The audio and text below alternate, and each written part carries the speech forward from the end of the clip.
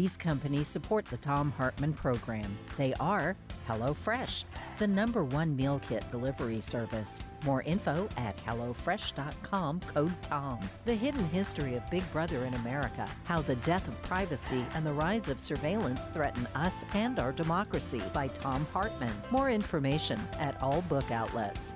Wild Alaskan Company, 100% sustainable wild-caught seafood delivered right to your door. More info at wildalaskancompany.com/Tom. Cozy Earth, better sleep, better you. More info at cozyearth.com, promo code TOM. The latest views and opinions from U.S. politics and other fascinating subjects too, including cutting-edge science reports at hartmanreport.com. And Dinovite, a whole food supplement for your pet's immune system. More info at dinovite.com.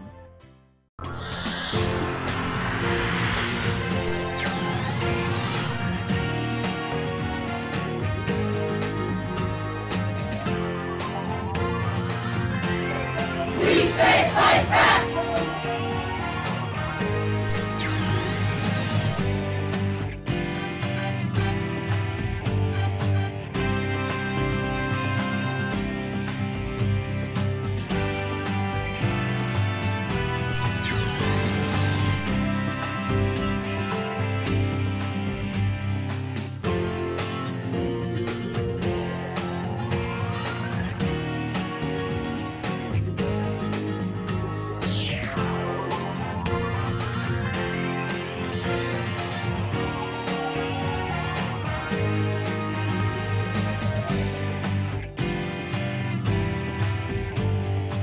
Well, it's Friday, and we've made it through another week.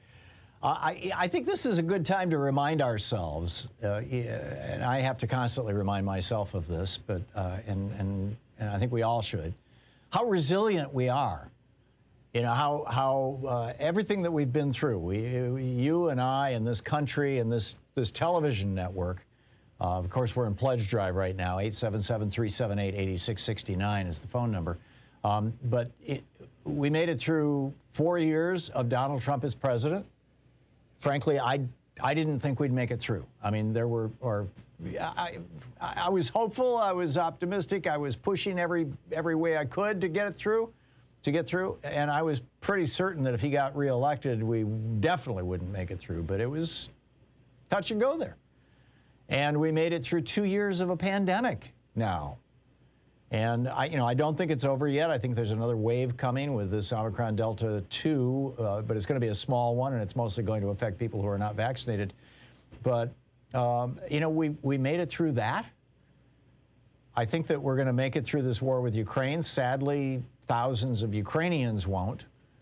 But I think that the outcome of this, the result of this, is going to be a strengthening of democracy. I think the possible result of the Trump presidency is going to be a strengthening of democracy. Certainly, there's been conversations now that we weren't having years ago about the right to vote and what the Republican Party is really all about and whose tune are they dancing to and all that sort of thing. So let's congratulate each other. We made it through, and we still have a ways to go here. But the days are getting longer, and the sun is coming out. And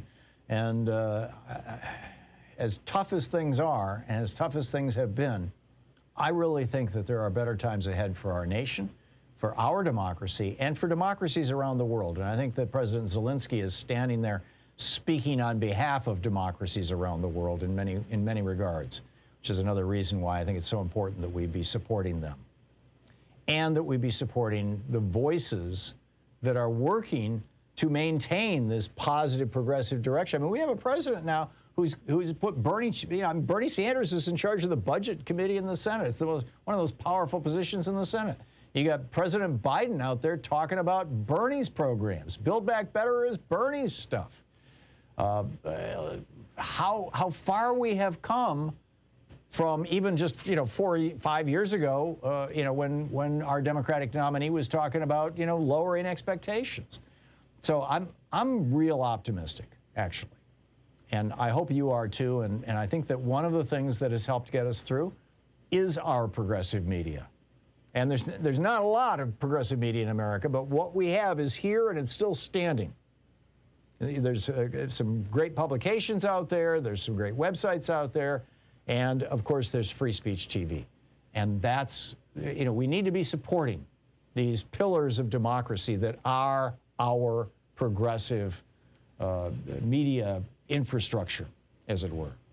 Which is why it's so important that you call now, that you call today, 877-378-8669, or text FSTV to 44321.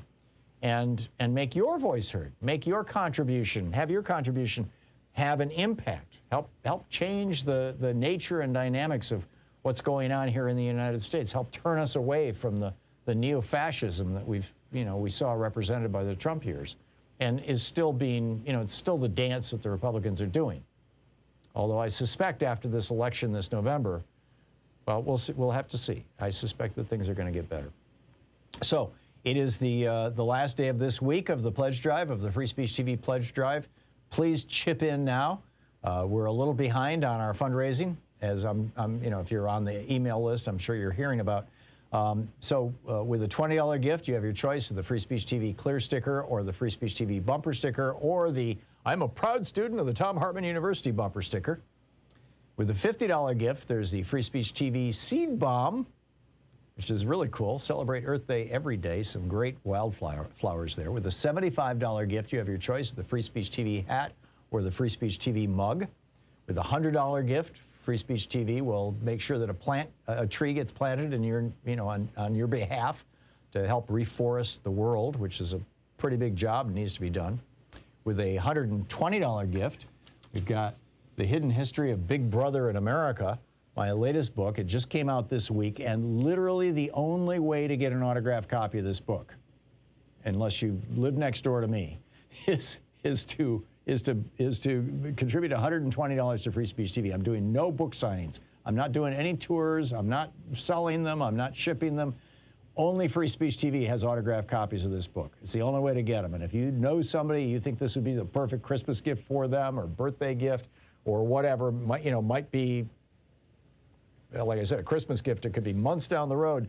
But if you want to get one, this is the only way to do it, is to call right now. With a $240 gift, there's the virtual meet and greet. And with a $1,000 gift, come here to Portland and hang out with us once all the craziness is over. But the bottom line, we need to support our progressive media, and this is among the most important of the progressive media out there, Free Speech TV. So call now and make your contribution. Thank you so much for supporting this fight.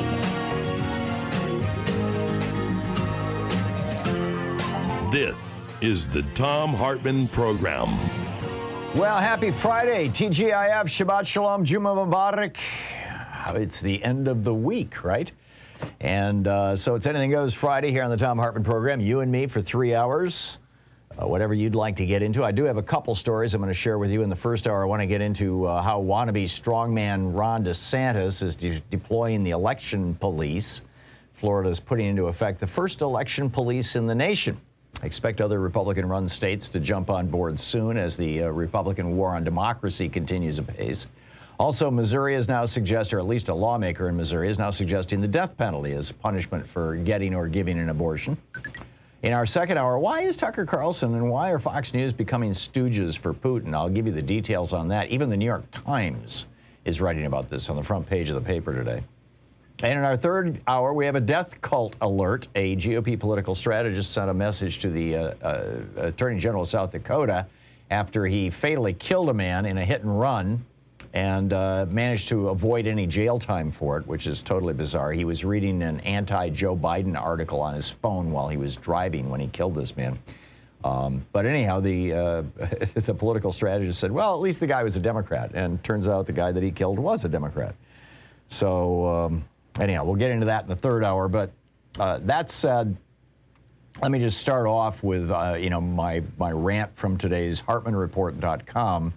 It's titled, Wannabe Strongman Ron DeSantis Deploys Election Police.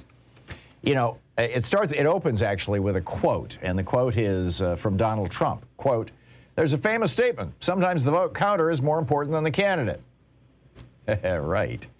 They used to go by the name of the Ku Klux Klan, you know, those guys who'd show up every election day to police the ballot boxes. Sometimes they called themselves white citizen councils and make sure that only authorized people had a chance to vote. By the 1960s, when William Rehnquist got into the game and would stand outside polling places near Phoenix, challenging the credentials of every black, Hispanic, or Native American, they had changed the name from the Klan to Operation Eagle Eye. Now, Governor Ron DeSantis is bringing millions of taxpayer dollars and the power, which is solely held by the government, to imprison people. Florida's putting into effect the first election police in the nation, and you can expect other Republican-run states to jump on board soon as the Republican war on democracy continues apace. I lay out, in my new book, The Hidden History of Big Brother in America, how the death of privacy and the rise of surveillance threaten us and our democracy. I lay out in detail the times in America's past where we've seen democracy die and thought police take over. The Quakers being the subject of persecution, the Puritans actually, up in Massachusetts and New Hampshire. And then, of course, you've got, slavery in the South. If you were black, the South was an absolute police state. And by the 1840s, even if you were white in the South, it was a police state. It was the South, the Confederacy was no longer a democracy by 1845. And, as I've mentioned more than once on this program. So now we've got this effort to end Republican democracy in the United States by seizing control of the core of a democracy, which is the vote. You can't have a functioning democracy without basically giving anybody who's affected by the vote the ability to vote. And, Republicans are absolutely opposed to that. It's why every single Republican in the United States Senate, along with the sellouts, Manchin and Sinema, voted to prevent passage of the John Lewis Voting Rights Enhancement Act or the Freedom to Vote Act. And when election workers are being threatened across the nation, in the wake of Trump's lies, the Republican Party was just yawning. People were getting death threats. They had their homes and children targeted. They were doxxed all over the internet. But the Democratic legislation to make it a crime to threaten an election worker, Republicans again filibustered in the Senate. But when Democrats started winning elections in states Republicans thought they had a lock on, like Wisconsin, Pennsylvania, Michigan, and Georgia, the Republicans decided, hey, we've got to take decisive action, and we've got to do it now.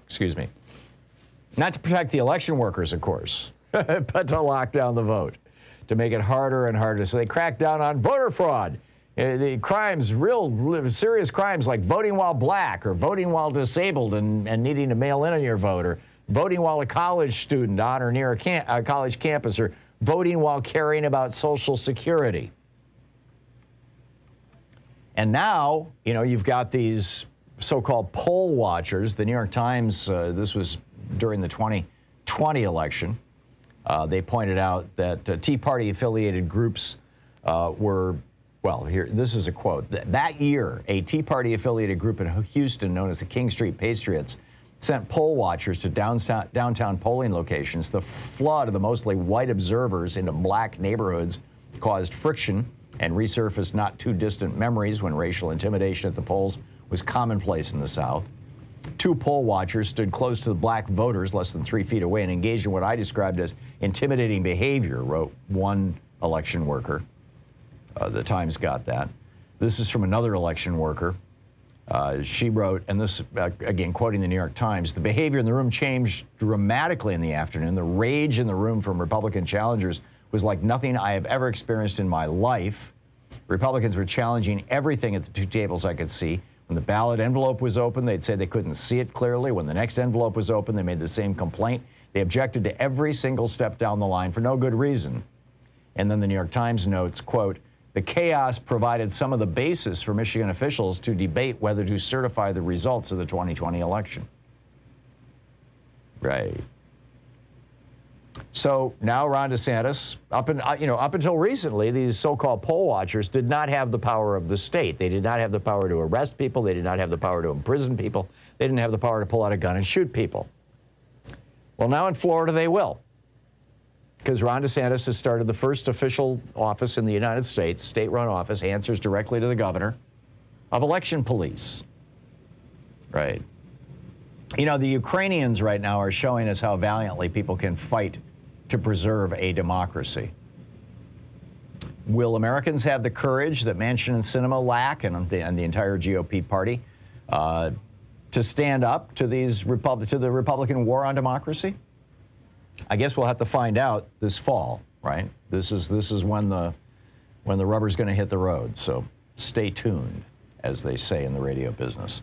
All righty, let's pick up your phone calls. As I said, it's Anything Goes Friday. Jeff in San Francisco. Hey, Jeff, what's on your mind today? I just reading on the internet in California. There's some good news. They're going to start putting solar panels above the canal. We have 4,000 miles of public water delivery system infrastructure in California, and the solar panels can generate 13 gigawatts of energy annually, equal about 1/6 of the state's current installed capacity, and about the half of the projected new capacity. And they'll also reduce evaporation.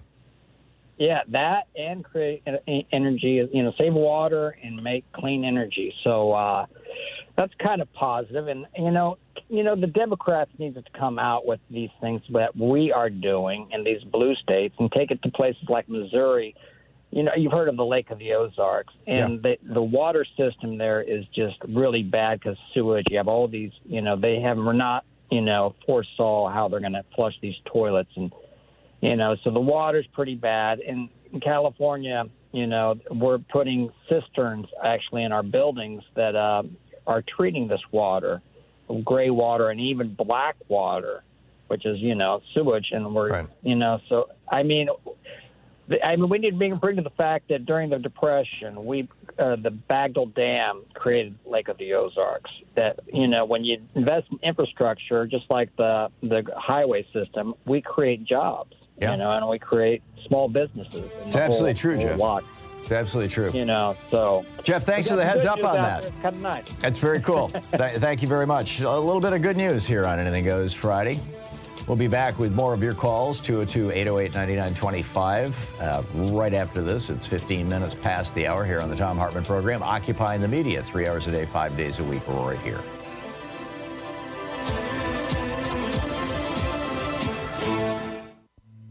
This is the Thom Hartmann Program. And if you want to check out my rant for the day, it's over at hartmanreport.com.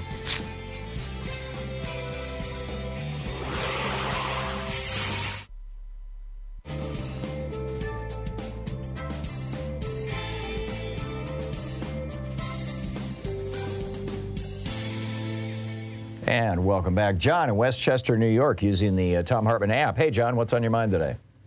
Hey, Tom, how are you? Happy Friday. Thank you. I'm great. What's up? Well, not too long ago, Putin was talking about hypersonic missiles. You're right. And, he tried one out, didn't he? Didn't he demonstrate one? Yeah. I mean, is that still considered conventional warfare? I have no idea. Is he trying to draw us in, and then for us to retaliate? I mean, would they have to refit ICBMs, or what would we do at that point? Yeah, for people who don't know what we're talking about, hypersonic missiles are basically missiles that they fly up to really like super high altitudes, 60, 70, 80,000 feet, and then they drop them like a stone with a little bit of power, a little bit of propulsion. And they come down so fast that they can evade any kind of anti-aircraft or anti-missile systems that exist right now. And if my understanding of that is correct, does that comport with yours, John? Yeah, I mean, I wonder if that's why he's trying to draw us into it. I don't think so. I think he just wanted Ukraine. I think he thought he could take it in 3 or 4 days, and the rest of the world would wring their hands like they did in 2014 when he took Crimea. And, he's, like I said yesterday, he's the dog that caught the car. And doesn't quite know what to do with it right now. Now that China is echoing the statements of, and I'm going to get into this in more detail in the second hour, but China is echoing the lies that you're seeing on Fox News right now, and that Putin is telling, which is that Ukraine has bioweapons labs, and that's why Putin had to go in there. What they have are public health labs, just like Multnomah County here in Oregon, where they they keep samples of all the viruses and bacteria that are floating around in Portland to track for contagious diseases. It's just a normal kind of thing that, literally every county in the United States has. The fact that China is echoing this tells me that we are already in something close to a world war. This is not good news. Well, let us pray for peace. Yeah. Amen, John. Amen. All right. John, thanks a lot for the call. Jessica in Chicago. Hey, Jessica, thanks for watching Free Speech. What's up? Hi, Tom. I really appreciate your show in these dark times. Thank you. Last night, Hannity's show had Trump on the phone Hannity was asking him questions about Putin. 3 times he asked Trump if he thought Putin was evil, and Trump would not agree with that once. Yep. Well, Trump is a wholly owned subsidiary of Putin.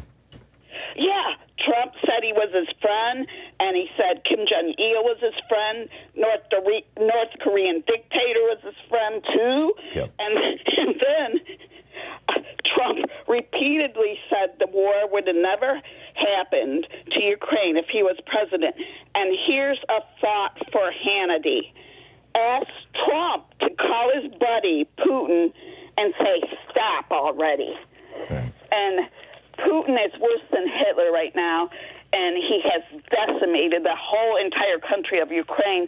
And my wish for NATO is that all of NATO, all the forces would come in at the same time to defend Ukraine. Okay. It's not going to happen, but I share your concern, Jessica. I would not say that he's worse than Hitler, though. Let's not minimize the Holocaust. But it's terrible what he's doing. It's absolutely terrible. Jessica, I got to run, but thank you for the call. It's 19 minutes and a half past the hour. We'll be right back in just a moment.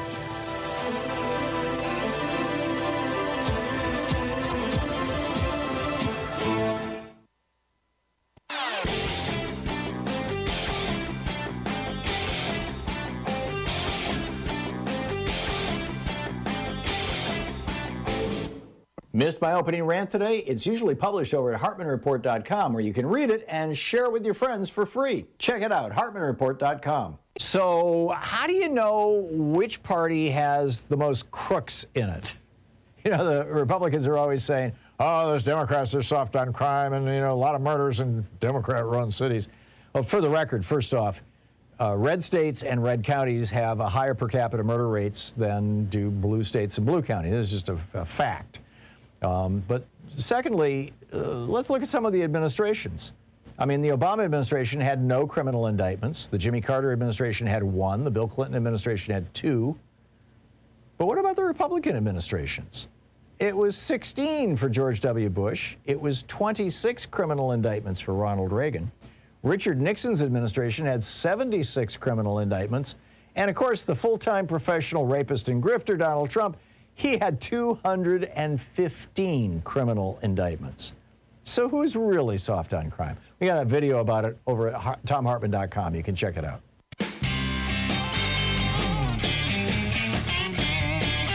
It's Anything Goes Friday, picking up your phone calls here. And Jeremiah in Coalport, Pennsylvania. Hey, Jeremiah, what's on your mind today? I was wondering if Biden can use eminent domain or the Defense Production Act in order to prevent any more exports of American crude oil and just keep all American crude oil in America to possibly drive down gas prices. Yeah. And whether or not he can do that, he needs to get out there, and the words price gouging need to leave his lips. We need to hear him say that. He needs to declare these oil companies as enemies and say we're going to take them on, because he's going to get the blame for this. Oh, he's already getting the blame for it, Jeremiah. I don't know if he has the power to do that or not. I know that it was illegal to export oil from the United States right up until, in the last 10 or 12 years. I believe it was during the Obama administration that the Republicans in Congress and some Democrats reversed that and said, no, now you can export U.S. oil. But I'm with you. I think that they should stop all exports of U.S. oil. I just don't know if my sense of it is that if Congress banned it and then Congress legalized it, that means it has to be Congress that does it. there are a lot of limits to executive orders, and generally, all you can do with an executive order is demand a certain kind of behavior of the executive branches of government. And if Congress can do something, then they should, put that forth. Put that legislation on the table, and let's watch the Republicans vote against it. Let's see them try to defend it. Yeah, there you go. Okay, thank you, Jeremiah. Tamara in Minneapolis, Minnesota. Hey, Tamara, what's up? Hi, Tom. Long-time listener. I love your show. I just wanted to talk about the Minneapolis teacher strike. I'm on strike with the teachers right now, and just bring some light to that situation. We've been on strike now for 4 days, and our district is not making any movement. They're not coming to the table with good faith, and our demands are very they're not very big demands. Our ESPs, that's our top line issue. Our educational support staff are paid on average $24,000 a year, and they're suffering. Yeah, and these are people like the ones in my school.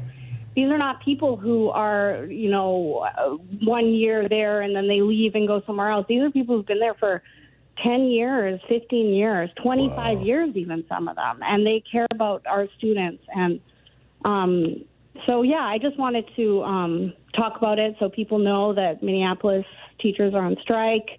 We need your support. Yeah, that's remarkable. Okay, well, thank you, Tamara, right? Yeah, thank you, Tamara.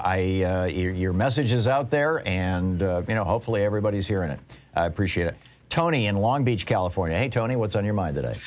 Good morning. A week ago, I shared something with you about a belief mechanism in the left hemisphere of the brain. I would just like to add something to that. John Eccles was the foremost brain scientist in the world in the 20th century. At a lecture, he was asked, do we possess free will? After a moment's thought, he said, yes, we possess free will, but we seldom use it. When it comes to our study of humanity over the last 5 years, if we really want to understand, not justify, but understand the behavior of the Donald Trumps of the world, it would really help to understand the kind of things going on in the brain that form our humanity. And the only way of altering those kinds of thoughts and behaviors is to find a way, based on how the brain works, to give ourselves a purpose. Everyone in life has a purpose, but brain scientists are telling us that we are not really giving ourselves purposes as parents, teachers, talk show hosts, athletes, engineers, etc., unless we understand these kind of mechanisms in the brain, a belief mechanism, the fact that our free will is limited, etc. So in terms of what's going on in Ukraine, this may seem like not so serious a subject, but if we really want to better our humanity, we really need to know better about this 3-pound universe each and every human being is walking around with. Yeah, well said, Tony. Tony, thank you very much for the call. Yeah, free will is a huge topic. We'll be back 27 minutes past the hour. You're listening to the Thom Hartmann Program. Call 202-808-9925. And back to our conversation about Julian Jaynes and the emergence of consciousness and the breakdown of the bicameral mind. We'll be right back.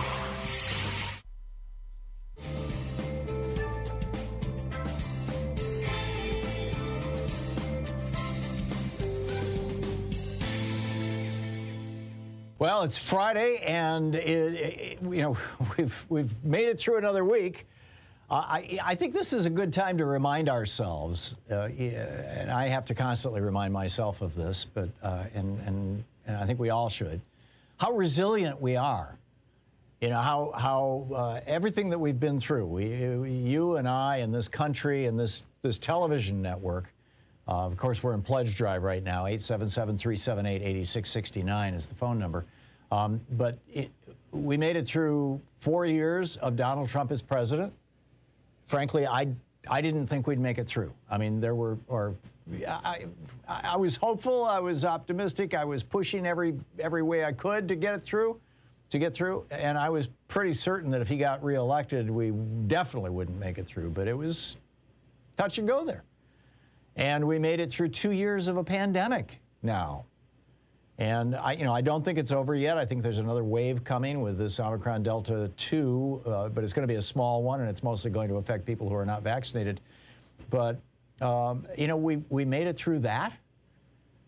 I think that we're going to make it through this war with Ukraine. Sadly, thousands of Ukrainians won't.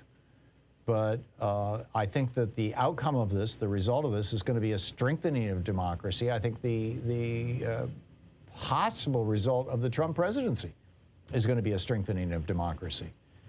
Certainly, there's been conversations now that we weren't having years ago about the right to vote and what the Republican Party is really all about and whose tune are they dancing to and all that sort of thing.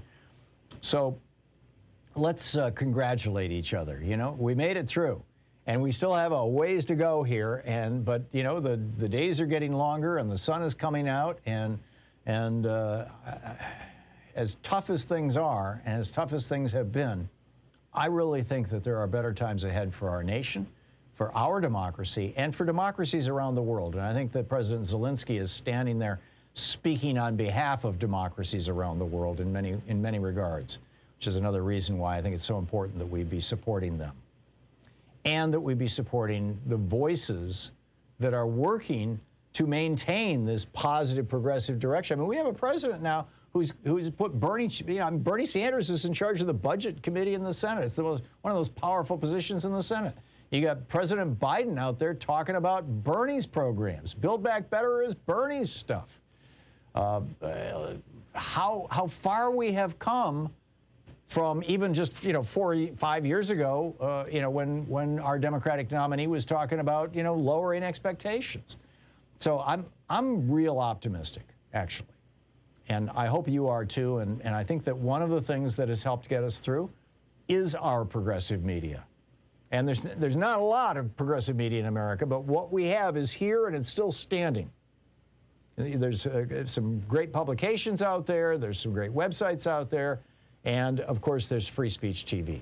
And that's, we need to be supporting these pillars of democracy that are our progressive media infrastructure, as it were, which is why it's so important that you call now, that you call today, 877-378-8669, or text FSTV to 44321 and make your voice heard, make your contribution, have your contribution have an impact, help change the nature and dynamics of what's going on here in the United States, help turn us away from the neo-fascism that we saw represented by the Trump years, and is still being, it's still the dance that the Republicans are doing.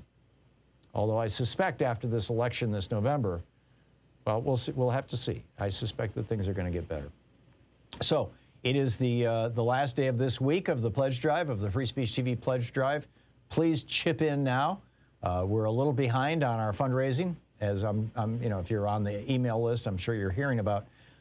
So with a $20 gift, you have your choice of the Free Speech TV clear sticker, or the Free Speech TV bumper sticker, or the I'm a proud student of the Thom Hartmann University bumper sticker. With the $50 gift, there's the Free Speech TV seed bomb, which is really cool. Celebrate Earth Day every day. Some great wildflowers there. With the $75 gift, you have your choice of the Free Speech TV hat or the Free Speech TV mug. With the $100 gift, Free Speech TV will make sure that a tree gets planted in your, on your behalf to help reforest the world, which is a pretty big job and needs to be done. With a $120 gift, we've got The Hidden History of Big Brother in America, my latest book. It just came out this week, and literally the only way to get an autographed copy of this book, unless you live next door to me, is to contribute $120 to Free Speech TV. I'm doing no book signings. I'm not doing any tours. I'm not selling them. I'm not shipping them. Only Free Speech TV has autographed copies of this book. It's the only way to get them. And if you know somebody, you think this would be the perfect Christmas gift for them or birthday gift or whatever, might be, like I said, a Christmas gift. It could be months down the road. But if you want to get one, this is the only way to do it, is to call right now. With a $240 gift, there's the virtual meet and greet. And with a $1,000 gift, come here to Portland and hang out with us once all the craziness is over. But the bottom line, we need to support our progressive media, and this is among the most important of the progressive media out there, Free Speech TV. So call now and make your contribution. Thank you so much for supporting this vital network.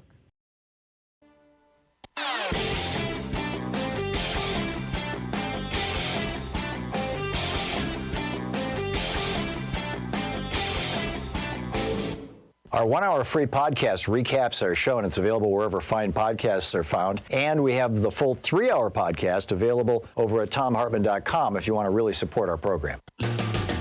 Welcome back. 34 minutes past the hour. Thom Hartmann here with you and Paul in Lucerne, California. Hey, Paul, what's on your mind today? Not much, Tom. I was going to bring up football since you talked about the Nazi brown shirts in Florida. I decided to bring up participatory government takes participation. I try to encourage people to call their representatives 3 times a week at least. Have a Moral Monday, Outrage Tuesday, Anything Goes Friday. Call your local, state, and federal representatives and let them know what's on your mind. They are not mind readers. They do not know what you're thinking unless you tell them. And you have to encourage them. Right now, I'm trying to encourage Joe Biden to forgive student loan debt.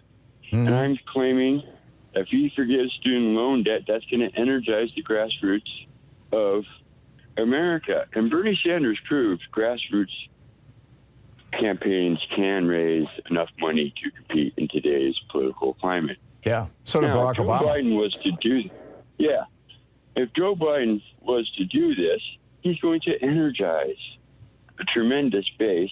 He's going to free up a lot of money for our economy, and it's going to be a win-win. It's going to be the Democrats did something for us. Why can't we kick them a few bucks? I'm definitely voting for them, and we're going to need to have enthusiastic people to get to the polls because we have the Florida brown shirts. Yep. And we have a lot of other brown shirt state organizations. Florida's the only one that has state power, but there's a lot of laws being passed. Georgia's rolling out a law right now that it's before the legislature that does the same thing that they're doing in Florida, which is create a state election police force. And we got candidates encouraging people to bring their guns and unplug machines if they think something funny is going on. Yep. Well, most people don't know how elections work, and talk about the arguing and the bickering over ballots. That's been happening for a long time. Yeah. No, I'm getting involved with that this time. I get it, Paul, and I think I love your suggestions, and I tip my hat to your activism. Thank you very much for the call. Excuse me, Norma in Montgomery, Alabama. Hey, Norma. Good morning. Good morning, Tom. How you doing? I'm fine. Good. Yeah. Okay. I am fed up with the greed. I don't know if anyone else saw the newscast of this meat packing company that said they have labor problems and that's the price of meat. But they just announced a 3-month dividend for the first quarter of $1 billion. Whoa. Their profit margin for last year was $3 billion. So let me get this straight. They're kicking $1 billion back to their investors, but they're saying that they can't afford to pay their employees. Right. They have a labor problem. Right. But if they made $3 billion profits last year, and for the first 3 months, the first quarter of the year, they had made $1 billion, how high will their profits go for this year? Well, presumably $4 billion. But they're jacking their prices up right now, so it might be way more than that.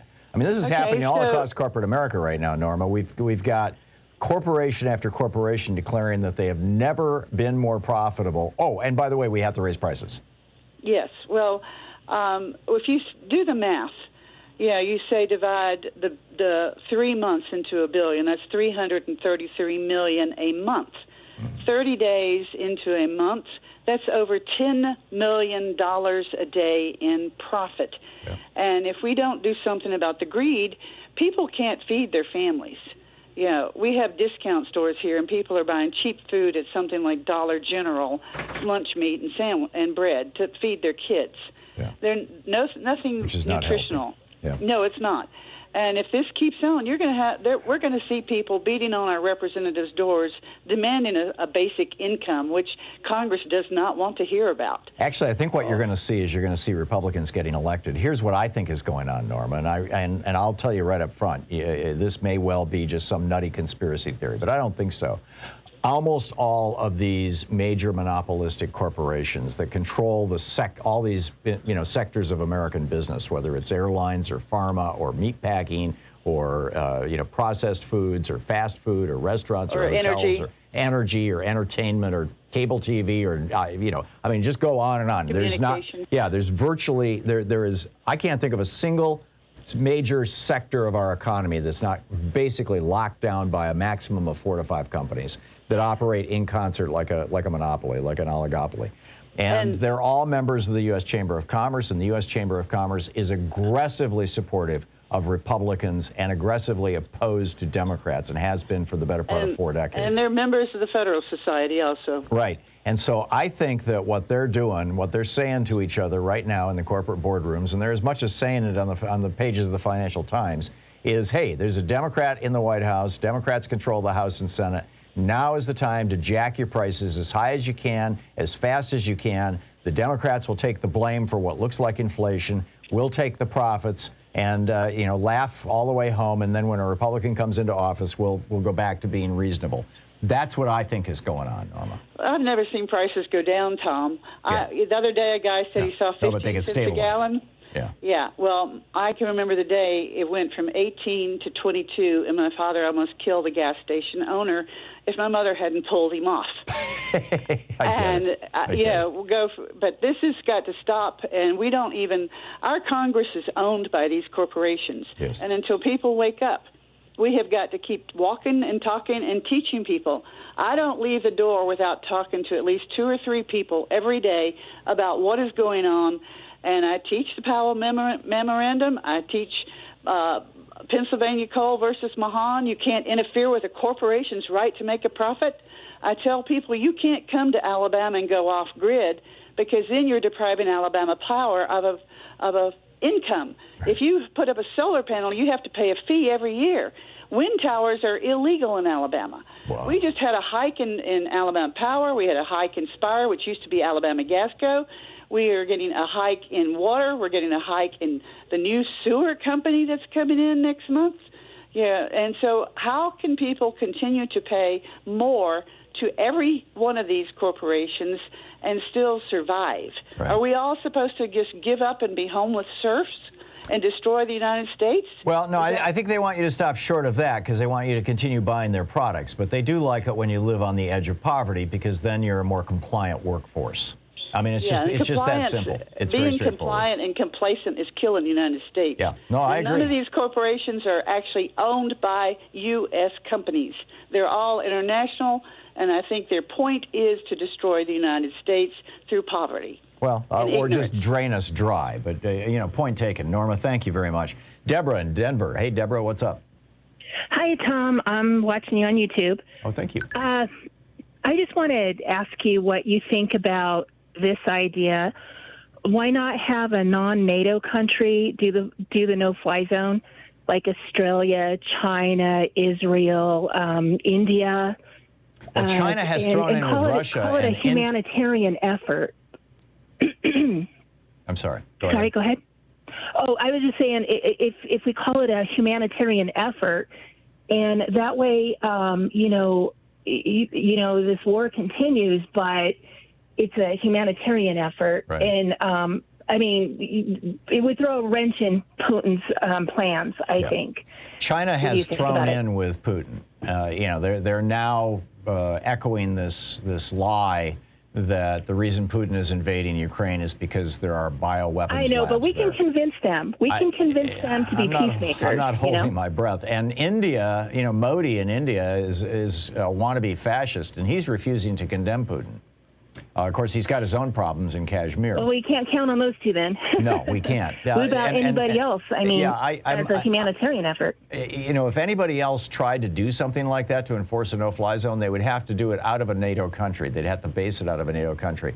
And so I just don't think it's practical. I mean, keep thinking, Deborah. It's a great idea, but I don't see how to make it work. But and the whole thing of a no-fly zone is somebody is going to have to come into conflict with Russia. And I'm telling you, he's not going to stop with Ukraine. If he successfully takes Ukraine, Moldova is next. And after Moldova, I think personally that he's going to go probably after Hungary because he thinks that Orban will go along with it. And he may be right. And then after Hungary, he goes after Latvia, and then Lithuania, and then Estonia, and then he's got the old Soviet states back. And Poland. Let's not forget Poland. But I really think that's what's going on. Deborah, thank you. What do you think would be a good pro for that, though? Something that would help in that effort.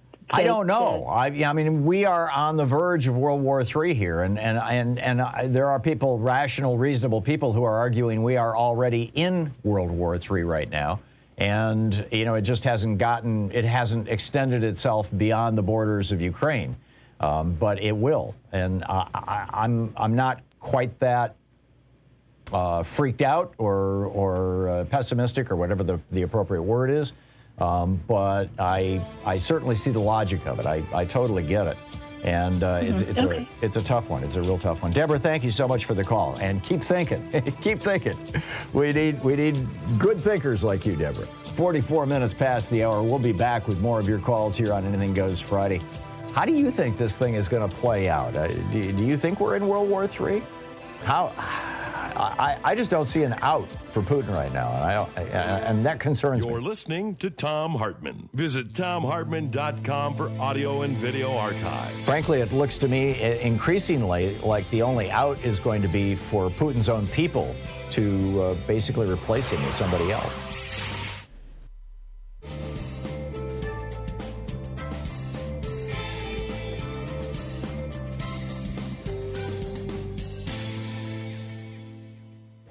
And welcome back.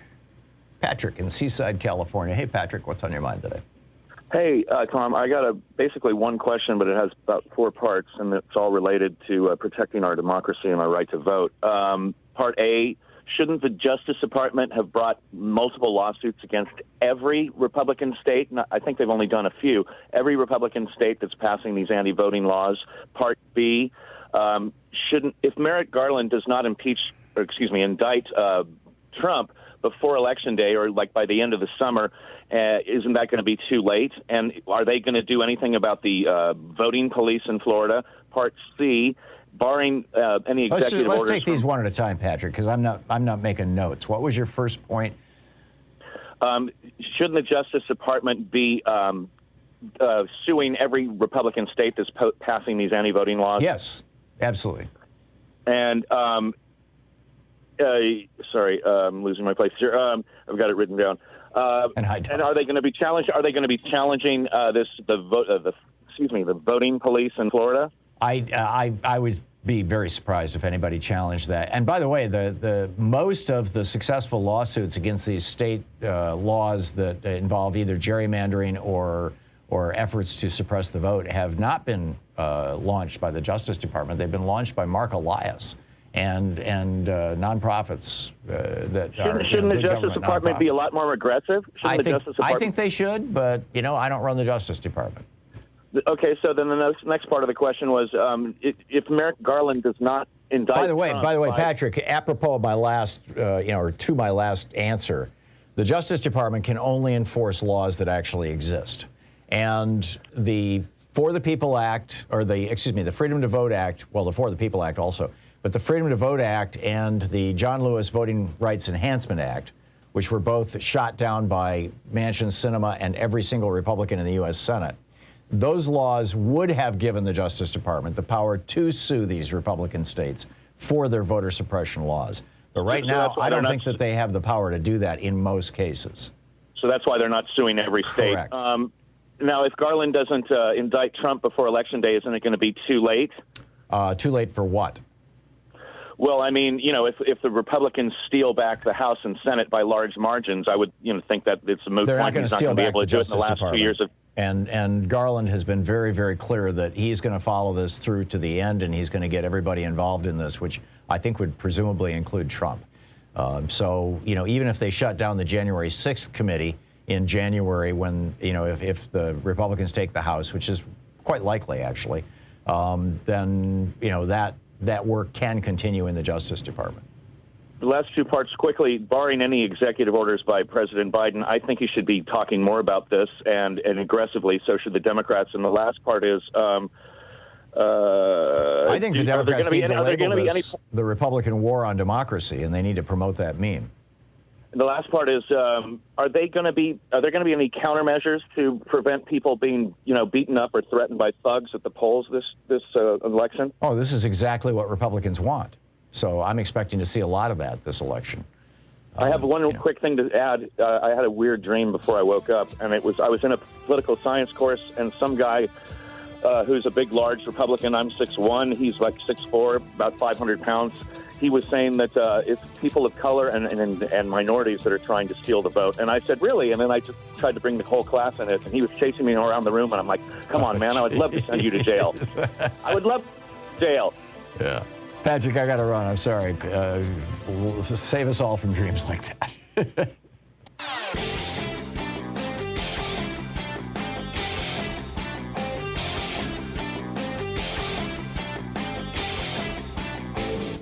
Hey, thanks so much for sharing our program and for reaching out to our stations and sponsors and letting them know that you're listening. It really means a lot to us.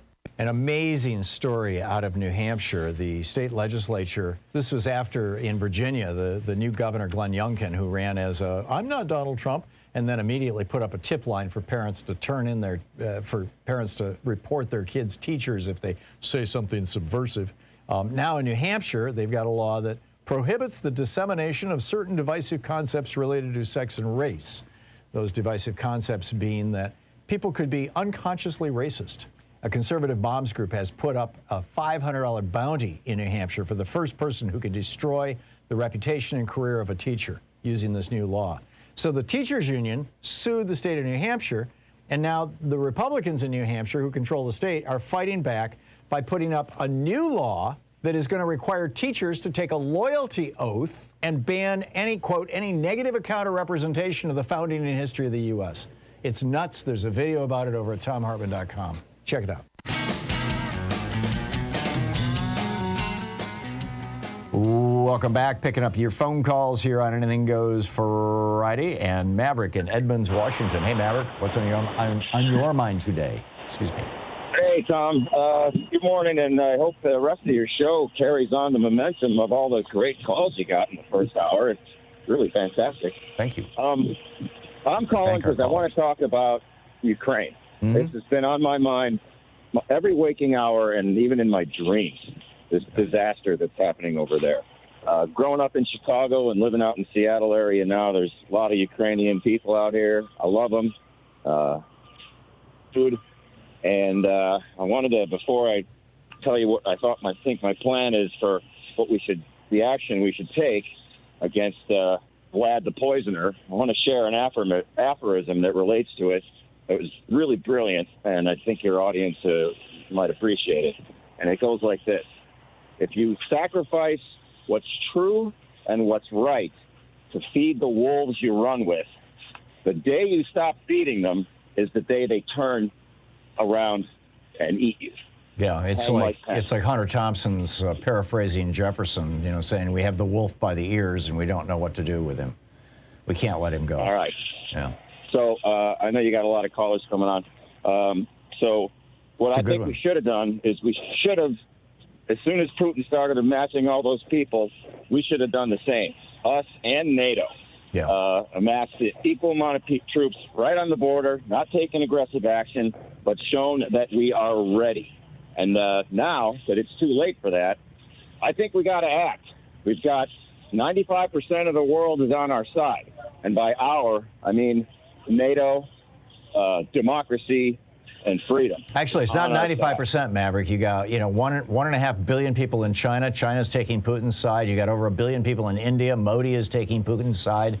That's a third of the world's population right there. I think that's arguable. I think that China is not real happy about this because it's united the world.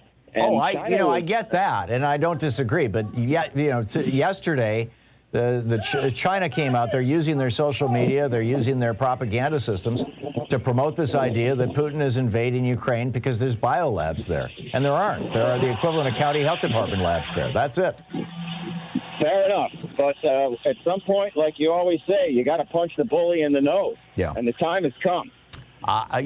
You're singing my song, Maverick, although, I also am very aware of the fact that Russia has enough nuclear weapons to wipe out life on Earth.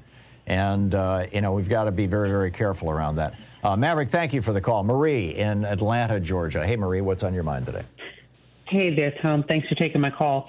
I have no specific basis to prove what I'm thinking, but, I've been thinking about Ukraine. And everything I've heard is that it made no sense for Russia to even attempt this invasion. And so in looking at what they're doing, sending out tanks that are running out of fuel, sending out troops that aren't equipped or were ill-informed, and basically sending them on what looks like a suicide mission, I'm reminded of Vietnam. I'm reminded of the strategy of taking the locals and putting broomsticks in their hands and sending them running towards the American troops to get the Americans to expend their resources, so that when the properly armed people came in, they had fewer resources to respond with. And, I'm looking at what's happening in Ukraine, and there's a part of me that's saying this is the setup. This is essentially the rope-a-dope. And then in terms of, recall that Putin learned the lesson of having been economically devastated in the war with Chechnya and with Afghanistan. And I don't have a hard time thinking that maybe that's what he's trying to do, to economically drain other countries' resources in having to fight over this fairly small, significant, and definitely worth defending country in his part of the world. Yeah, except that he's draining his own resources, Marie. That's why I think that what we're looking at here, and I like your Vietnam analogy, and let me just extend that. I think he's looking at hubris. Lyndon Johnson thought he could kick South Vietnam or North Vietnam's ass in 6 months. Robert McNamara, first of all, lied to LBJ for 2 full weeks about the Gulf of Tonkin. So LBJ was out there going, oh, yeah, we've been attacked, and they took down our ship and all this stuff. And it was a lie from the Secretary of Defense, who knew it was a lie. And then when LBJ learned that it was a lie, he already had his foot in so deep that he just was unwilling to back out because he thought, okay, well, we'll have the war and we'll have it done in 6 months, and that'll be the end of that. And we all know what happened. I think that Putin is in a similar situation. He's believing his own, omnipotence or omnipotence, I guess is how you pronounce it, and he's been lied to by the oligarchs. The Russian equivalent of the military-industrial complex. They've been skimming money off the top and cutting corners. I mean, I was shocked to learn yesterday. I read in the Financial Times that the Russian fighters have Garmin GPS systems glued to their windows. I mean, it's like, the stuff, these things that you buy for your car, right? Exactly. It's like, whoa, where did that come from? And I think that, my guess is that at some point soon, you're going to see Putin taking out or taking down his senior military leadership, or they're going to take him out or take him down. It's increasingly looking to me like this is a prescription for disaster within Russia. The question is, does then Putin or does that leadership decide that their way out of it is to, take out New York City or something like that, or Frankfurt? And that's where it gets very, very scary because God only knows how these people are thinking.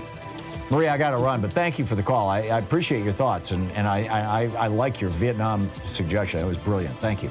We'll be right back. You're listening to Thom Hartmann.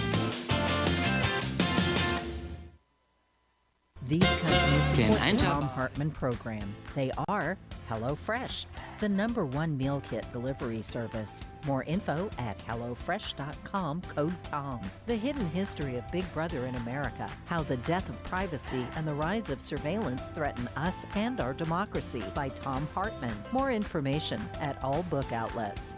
Wild Alaskan Company, 100% sustainable wild-caught seafood delivered right to your door.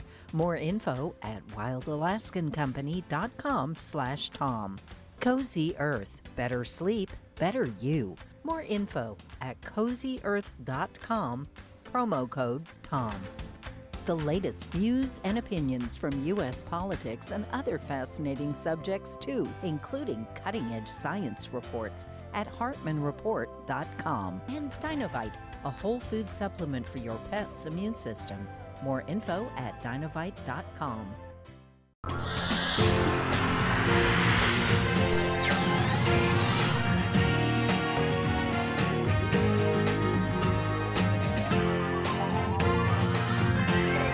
We take life back!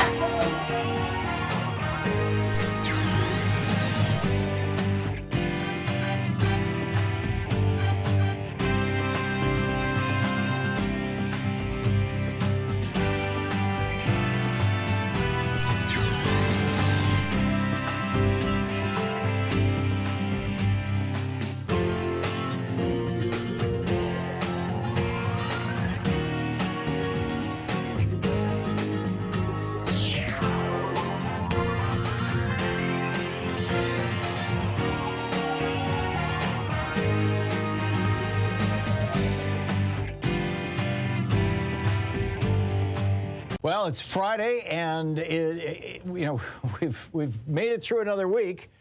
I think this is a good time to remind ourselves, and I have to constantly remind myself of this, but and I think we all should, how resilient we are. You know, how everything that we've been through, you and I and this country and this television network. Of course, we're in pledge drive right now. 877-378-8669 is the phone number. But we made it through 4 years of Donald Trump as president. Frankly, I didn't think we'd make it through. I mean, I was hopeful, I was optimistic, I was pushing every way I could to get through, and I was pretty certain that if he got reelected, we definitely wouldn't make it through. But it was touch and go there. And we made it through 2 years of a pandemic now. And I don't think it's over yet. I think there's another wave coming with this Omicron Delta 2, but it's going to be a small one, and it's mostly going to affect people who are not vaccinated. But, we made it through that. I think that we're going to make it through this war with Ukraine. Sadly, thousands of Ukrainians won't. But I think that the outcome of this, the result of this, is going to be a strengthening of democracy. I think the possible result of the Trump presidency is going to be a strengthening of democracy. Certainly, there's been conversations now that we weren't having years ago about the right to vote and what the Republican Party is really all about and whose tune are they dancing to and all that sort of thing. So let's congratulate each other. We made it through, and we still have a ways to go here. But the days are getting longer, and the sun is coming out, and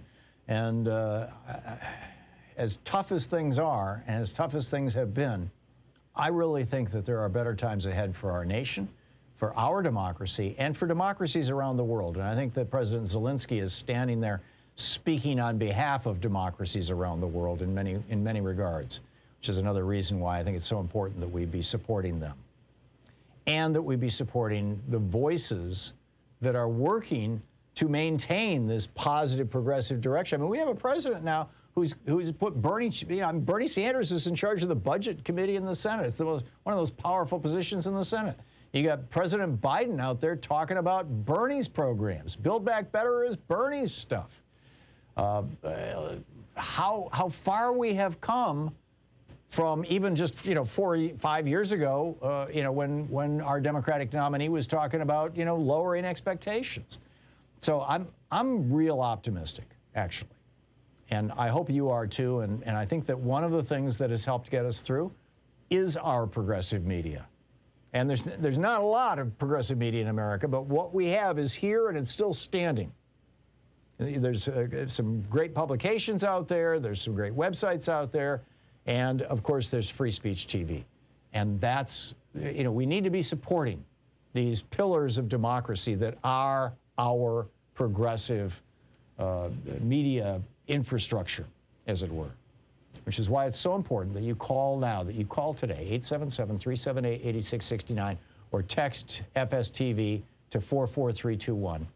And make your voice heard, make your contribution, have your contribution have an impact, help change the nature and dynamics of what's going on here in the United States, help turn us away from the neo-fascism that we saw represented by the Trump years, and is still being, it's still the dance that the Republicans are doing.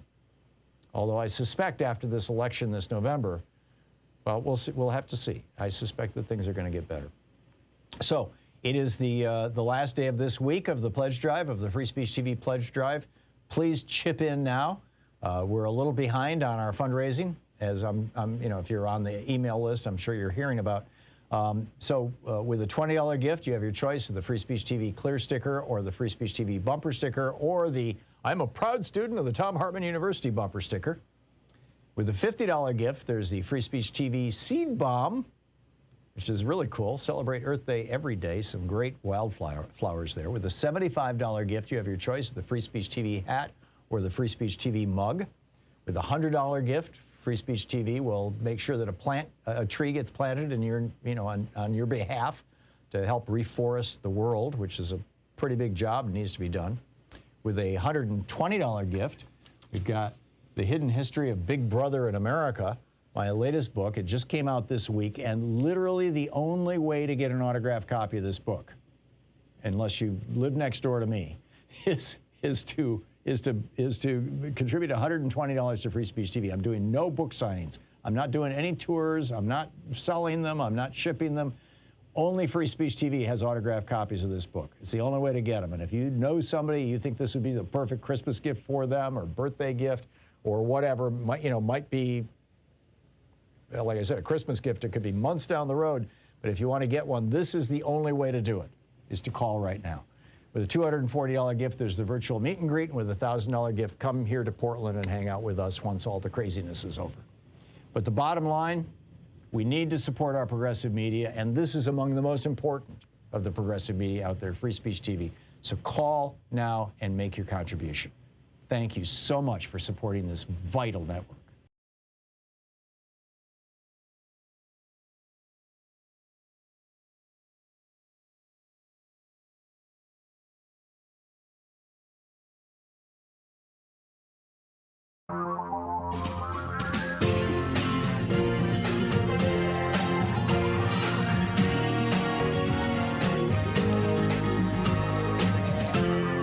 This is the Thom Hartmann Program. Welcome back to the second hour of Anything Goes Friday. Just wanted to flag a couple of things in Missouri. Of course, you've got State Representative Mary Elizabeth Coleman, who wants to put up a bounty for any citizen who wants to sue any Missouri resident who leaves Missouri to get an abortion, because they've shut down pretty much all the abortion providers in Missouri. So people are going to principally Kansas and Illinois. But now it has gone a step beyond that. State Representative Brian Setz, another Republican, who has not only suggested that women who get abortions should spend the rest of their lives in prison, is now calling for the death penalty. He says his prison proposal was not, quote, not strict enough. And he is now open to implementing the death penalty for people facilitating or receiving abortions. In Texas, also, a lawmaker has filed a bill that would assert the death penalty for abortions. Absolutely bizarre, number one. I mean, this is the Republican war on women. And, sadly, there's a whole bunch of men who are willing to go along with it. And this is not about having a rational dialogue about, when life begins or when viability happens or, what rights should be accrued to a woman versus to something growing in her. And at what point that something ceases to be a zygote or what, you know, the various developmental stages and begins to be something that is a human. This is not about that at all. This is about absolute control over women's reproduction. This is the viewing women as cattle, basically, baby machines. And there's a long history for that. It goes back a long, long way. Meanwhile, this is something that I find tremendously troubling. In today's New York Times, the headline is U.S. fights bioweapons disinformation pushed by Russia and China. Now, they kind of mention parenthetically in this article that it's also being pushed by Fox News. I would have put that at the top, but I get it. You know, Russia and China pushing this. They note, this is Edward Wong writing in yesterday's New York Times, March 10th. One of Russia's most incendiary disinformation campaigns ramped up days ago, he notes, falsely claiming, its defense and foreign ministries issued statements falsely claiming that the Pentagon was financing biological weapons labs in Ukraine. Not true. What you have across Ukraine, like you have across the United States, like you have across basically every other developed country in the world, you have it all across Russia, too, is the equivalent of county health department labs, where when people come into a hospital and they're really, really sick and nobody's sure what it is, they swab their nose and they send the swab off to the local lab that does the work to figure out what's going on, and if it's a new virus that's popped up, or if it's a virus that looks like it's going to, you know, like RSV or, you know, a new flu or whatever, you know, they keep the samples of that so that, you know, they can compare it with other future things. This is public health. That's all it is. It's public health. It's a normal thing. In fact, it's something you want your county government to be doing. We've got a lab like this here in Multnomah County. There's a lab in Lane County. There's a lab at one of my kids worked with the people who ran the lab in another county here in Oregon. I don't want to completely out that, but it's just normal. But Russia says, oh no, those are bioweapons labs. And now the World Health Organization has said, yeah, if you got any samples of local viruses that you've collected, you should destroy them, which just kind of adds fuel to the fire, like people going, what, they've got viruses? Well, yeah, as I described just a minute ago. You know, somebody comes into the hospital with an unknown disease, and somebody's got to figure out what the hell that disease is. Well, that's what county labs do. You know, I mean, it's just biolabs do. But now the Chinese government has picked this up. Again, back to the New York Times, then Chinese diplomats and state media organizations repeated the conspiracy theory at news conferences in Beijing, in articles, and on official social media accounts. So now the Biden administration yesterday took the extraordinary step of calling on both Russia and China to quit the lies. It goes on, this is the New York Times, the Chinese government's promotion of Russian disinformation in the middle of the war has ignited concern among Western officials because of China's powerful diplomatic standing and extensive cyber capabilities. Analysts who study disinformation from the two nations say this was the first time they had seen this scale of amplification between Beijing and Moscow around a conspiracy theory. So is the deal like Beijing is saying, okay, Vlad, we'll let you take Ukraine, and when you're all done and the dust settles, we're going to take Taiwan, and we'll back you and you back us. Is that what's going on here? I don't know, but the New York Times goes on, or Edward Wong in the New York Times goes on to write, Chinese officials have publicly sided with Russia throughout the war, denouncing the United States as the cause of the conflict. And then this is where it gets very bizarre. This is now, like, we're down maybe the 20th paragraph in the article. Variations of the lab conspiracy theory have been circulated in recent weeks by far-right American political figures and groups, including Tucker Carlson, the Fox News host, and QAnon acolytes. Glenn Greenwald, the journalist critical of American military power and security agencies, has said the theory could be true. Even IYY, the Chinese dissident artist, has reposted the theory on Twitter. Well, of course, that would be, you know, a function of living inside the Chinese echo chamber, as it were. But this is the headline in TASS News, quote, bioweapon labs in Ukraine prove U.S. criminal activity. As I said, these are the equivalent of your county health department labs. Later that evening, This is Megan Ellis writing over at alternate.org. Later that evening, Fox News' Tucker Carlson said, quote, said, quote, under oath in an open committee hearing, Victoria Nuland just confirmed that the Russian disinformation they've been telling us for days is a lie and a conspiracy theory and crazy and immoral is, in fact, totally and completely true. Well, no, that's not what she said. She said the exact opposite. Victoria Nuland testified that these were basically like county health department labs. And Tucker Carlson, said yes last night, up is down, black is white, red is green, whatever.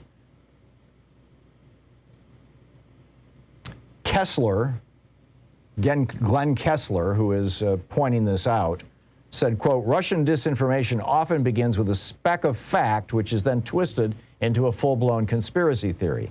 He said the techniques makes it easier to spread and take root among the country's supporters. Note how quickly the party line uttered by the Russian Foreign Ministry was embraced by Tucker Carlson. And he noted that back in 2018, Russia had tried, a similar thing. He said the Russian charges that the Lugar Center and other biological labs in the Caucasus and Central Asia were making banned bioweapons are unfounded.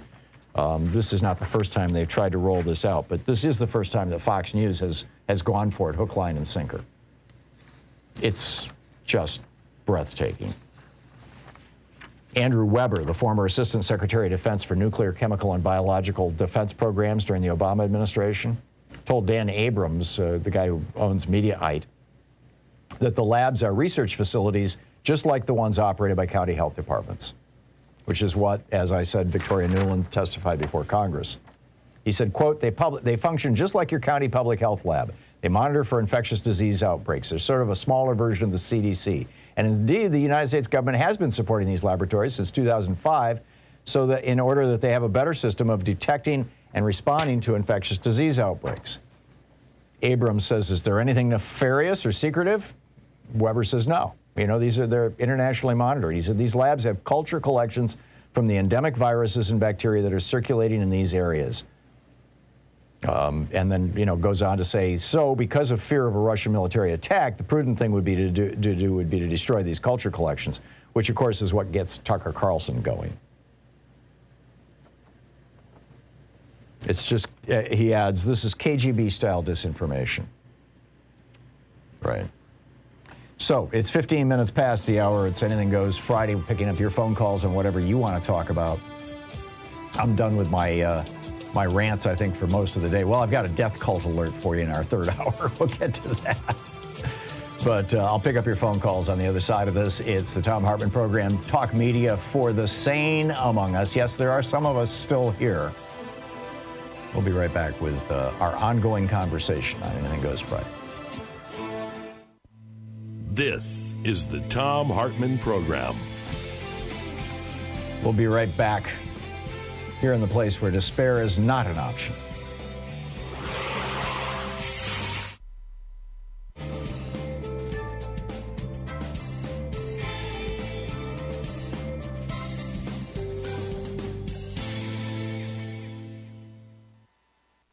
And welcome back.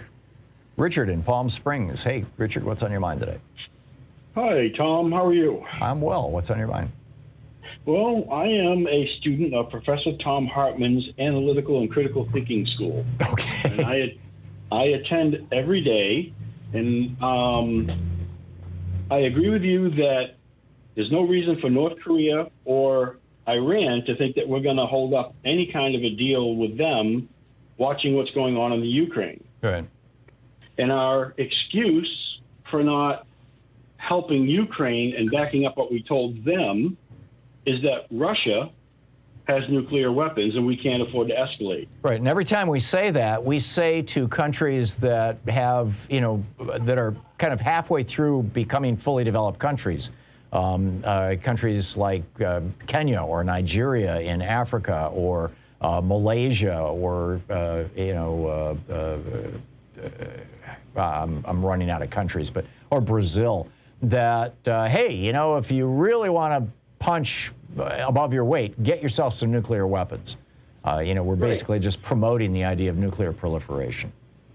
But my question to you is, you say he's not going to stop, and I tend to agree with you on that, and that you think that he will go for Poland.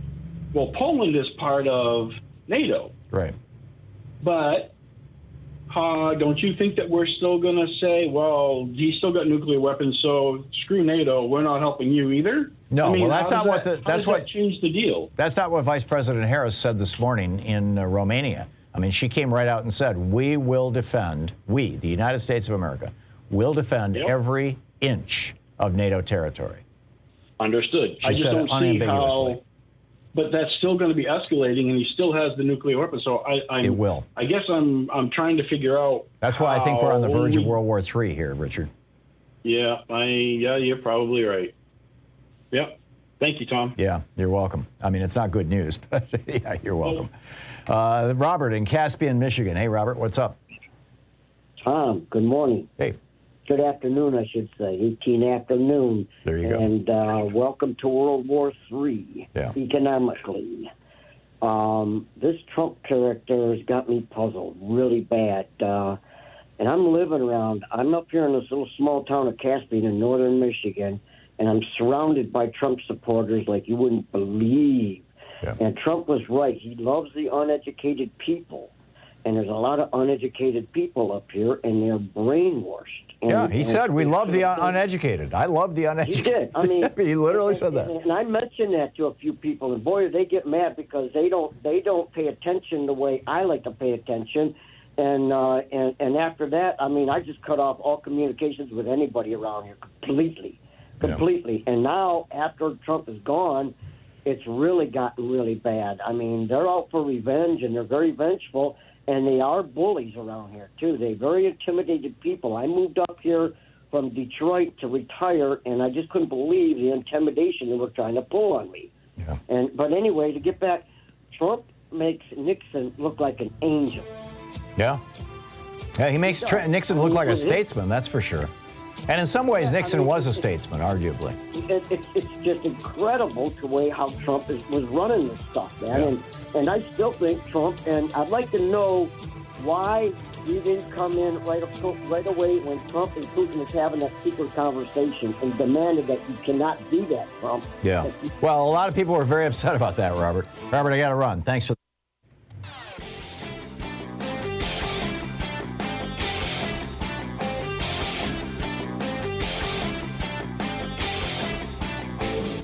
Share the Thom Hartmann Program with your friends. We're available on SiriusXM, Free Speech TV, Pacifica, commercial stations nationwide, YouTube, Twitter, Facebook, on the Thom Hartmann app, and you can even tell your smart speaker to listen to the Thom Hartmann Program. Hey, just wanted to flag for you this amazing study that came out of the Department of Global Public Health at the University of Bergen in Norway. Lars Fadnes is the professor who oversaw it. They took a massive database of millions and millions of people all around the world, and the goal was to look at life expectancy. And they were looking at everything from pollution to wars to poverty to diet.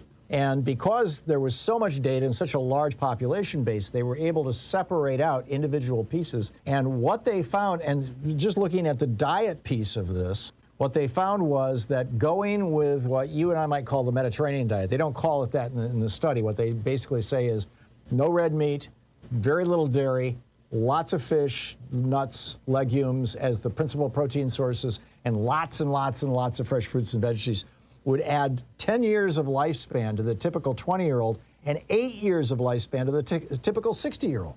The whole video about it is over at ThomHartmann.com. Check it out.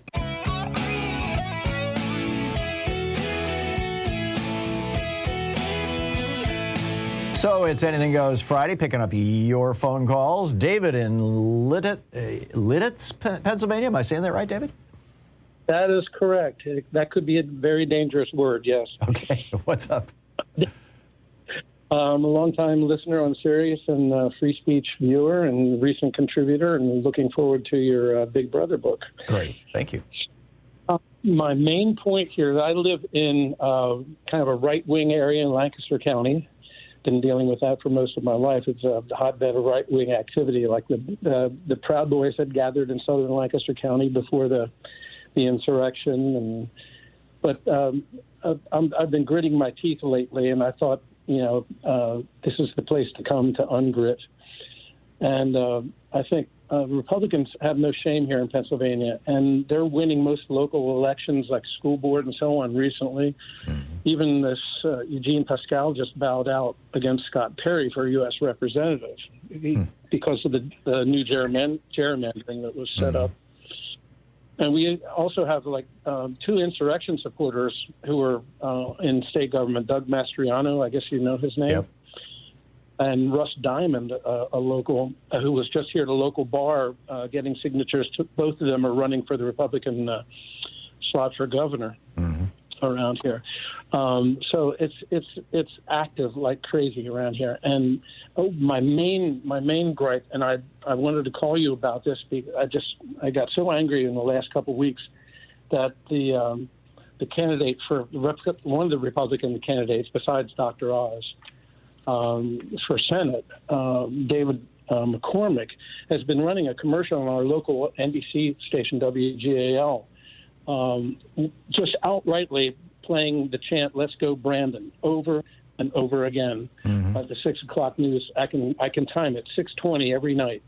Right. And I've called in about it several times and emailed, but they keep playing it. I just can't believe that they outrightly just put that dog whistle out there.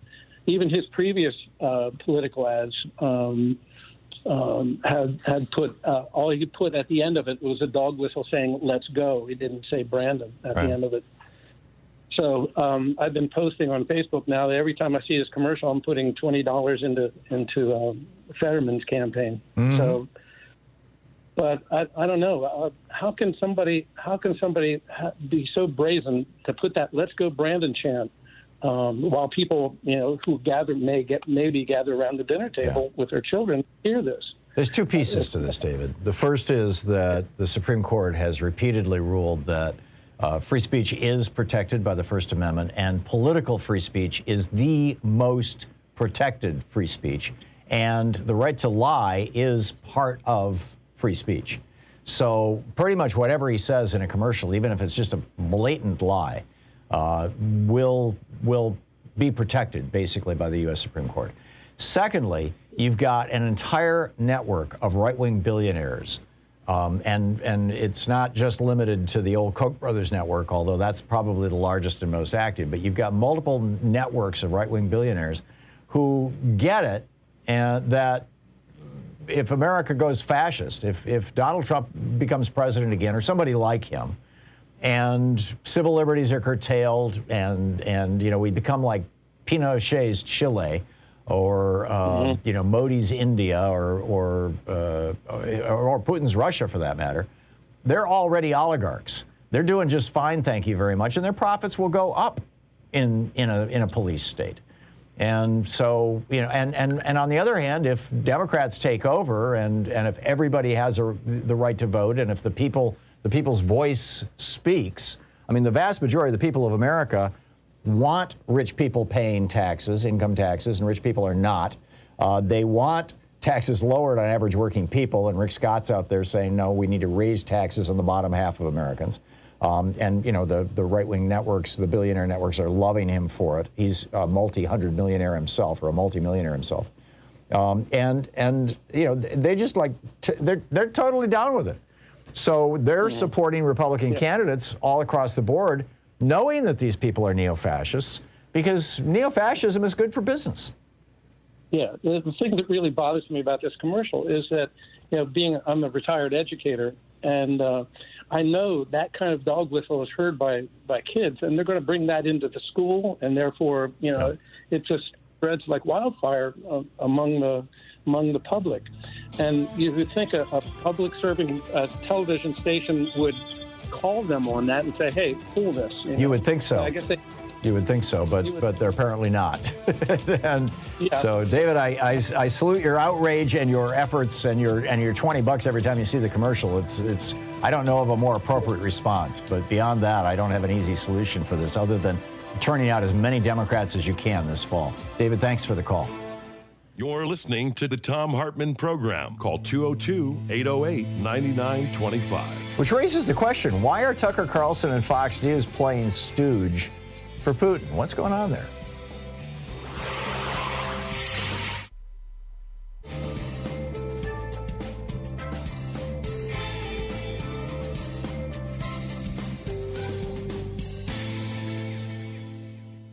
Well, it's Friday, and we've made it through another week. I think this is a good time to remind ourselves, and I have to constantly remind myself of this, but and I think we all should, how resilient we are. You know, how everything that we've been through, you and I and this country and this television network. Of course, we're in pledge drive right now. 877-378-8669 is the phone number. But we made it through 4 years of Donald Trump as president. Frankly, I didn't think we'd make it through. I mean, I was hopeful, I was optimistic, I was pushing every way I could to get through, and I was pretty certain that if he got reelected, we definitely wouldn't make it through. But it was touch and go there. And we made it through 2 years of a pandemic now. And I don't think it's over yet. I think there's another wave coming with this Omicron Delta 2, but it's going to be a small one, and it's mostly going to affect people who are not vaccinated. But, we made it through that. I think that we're going to make it through this war with Ukraine. Sadly, thousands of Ukrainians won't. But I think that the outcome of this, the result of this, is going to be a strengthening of democracy. I think the possible result of the Trump presidency is going to be a strengthening of democracy. Certainly, there's been conversations now that we weren't having years ago about the right to vote and what the Republican Party is really all about and whose tune are they dancing to and all that sort of thing. So let's congratulate each other. We made it through, and we still have a ways to go here. But the days are getting longer, and the sun is coming out. And as tough as things are, and as tough as things have been, I really think that there are better times ahead for our nation, for our democracy, and for democracies around the world. And I think that President Zelensky is standing there speaking on behalf of democracies around the world in many regards, which is another reason why I think it's so important that we be supporting them and that we be supporting the voices that are working to maintain this positive, progressive direction. I mean, we have a president now who's put Bernie Sanders is in charge of the Budget Committee in the Senate. It's one of those powerful positions in the Senate. You got President Biden out there talking about Bernie's programs. Build Back Better is Bernie's stuff. How far we have come from even just 4 or 5 years ago, when our Democratic nominee was talking about lowering expectations. So I'm real optimistic, actually, and I hope you are too. And I think that one of the things that has helped get us through is our progressive media. And there's not a lot of progressive media in America, but what we have is here, and it's still standing. There's some great publications out there. There's some great websites out there. And, of course, there's Free Speech TV. And that's, we need to be supporting these pillars of democracy that are our progressive media infrastructure, as it were, which is why it's so important that you call now, that you call today, 877-378-8669, or text FSTV to 44321 and make your voice heard, make your contribution, have your contribution have an impact, help change the nature and dynamics of what's going on here in the United States, help turn us away from the neo-fascism that we saw represented by the Trump years, and is still being, it's still the dance that the Republicans are doing. Although I suspect after this election this November, well, we'll have to see. I suspect that things are going to get better. So it is the last day of this week of the pledge drive, of the Free Speech TV pledge drive. Please chip in now. We're a little behind on our fundraising, as if you're on the email list, I'm sure you're hearing about. So with a $20 gift, you have your choice of the Free Speech TV clear sticker or the Free Speech TV bumper sticker or the I'm a proud student of the Thom Hartmann University bumper sticker.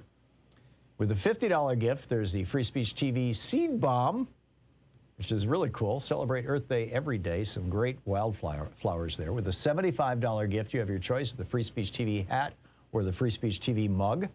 With the $100 gift, Free Speech TV will make sure that a tree gets planted in on your behalf to help reforest the world, which is a pretty big job and needs to be done.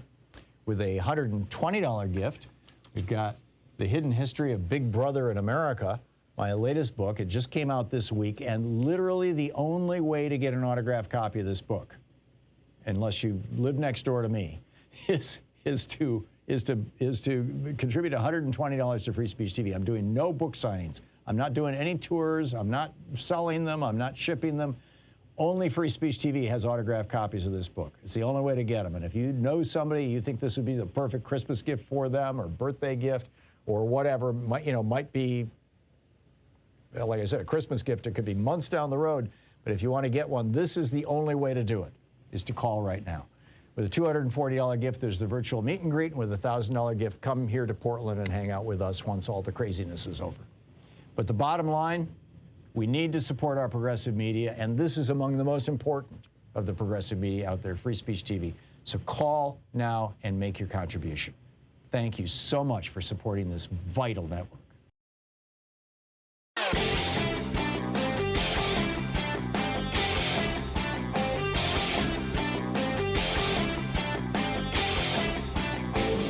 Hey, I've got a new book out. It's called The Hidden History of Big Brother in America, How the Death of Privacy and the Rise of Surveillance Threaten Us and Our Democracy. Available wherever you find fine books. So you remember the administration originally said that we're going to give 4 free COVID tests to every household in America. And you can do that, get them delivered by the post office for free by going to covidtests.gov, covidtests.gov. But they said that they're not going to provide free test kits to people on Medicare. Instead, you have to go to covidtest.gov and get your 4 free test kits. Well, they have rethought this. This is a brand new policy. And this will be the first time that Medicare covers free over-the-counter tests of any kind for people who are, or offers free over-the-counter tests for anybody who's on Medicare. The pharmacy, Medicare pays the pharmacy direct, and you pick it up from your pharmacy. So just an FYI on that, and there are a few other dimensions that have to do with TRICARE and a few other things. We've got a video about it that's over at thomhartmann.com that you can check out.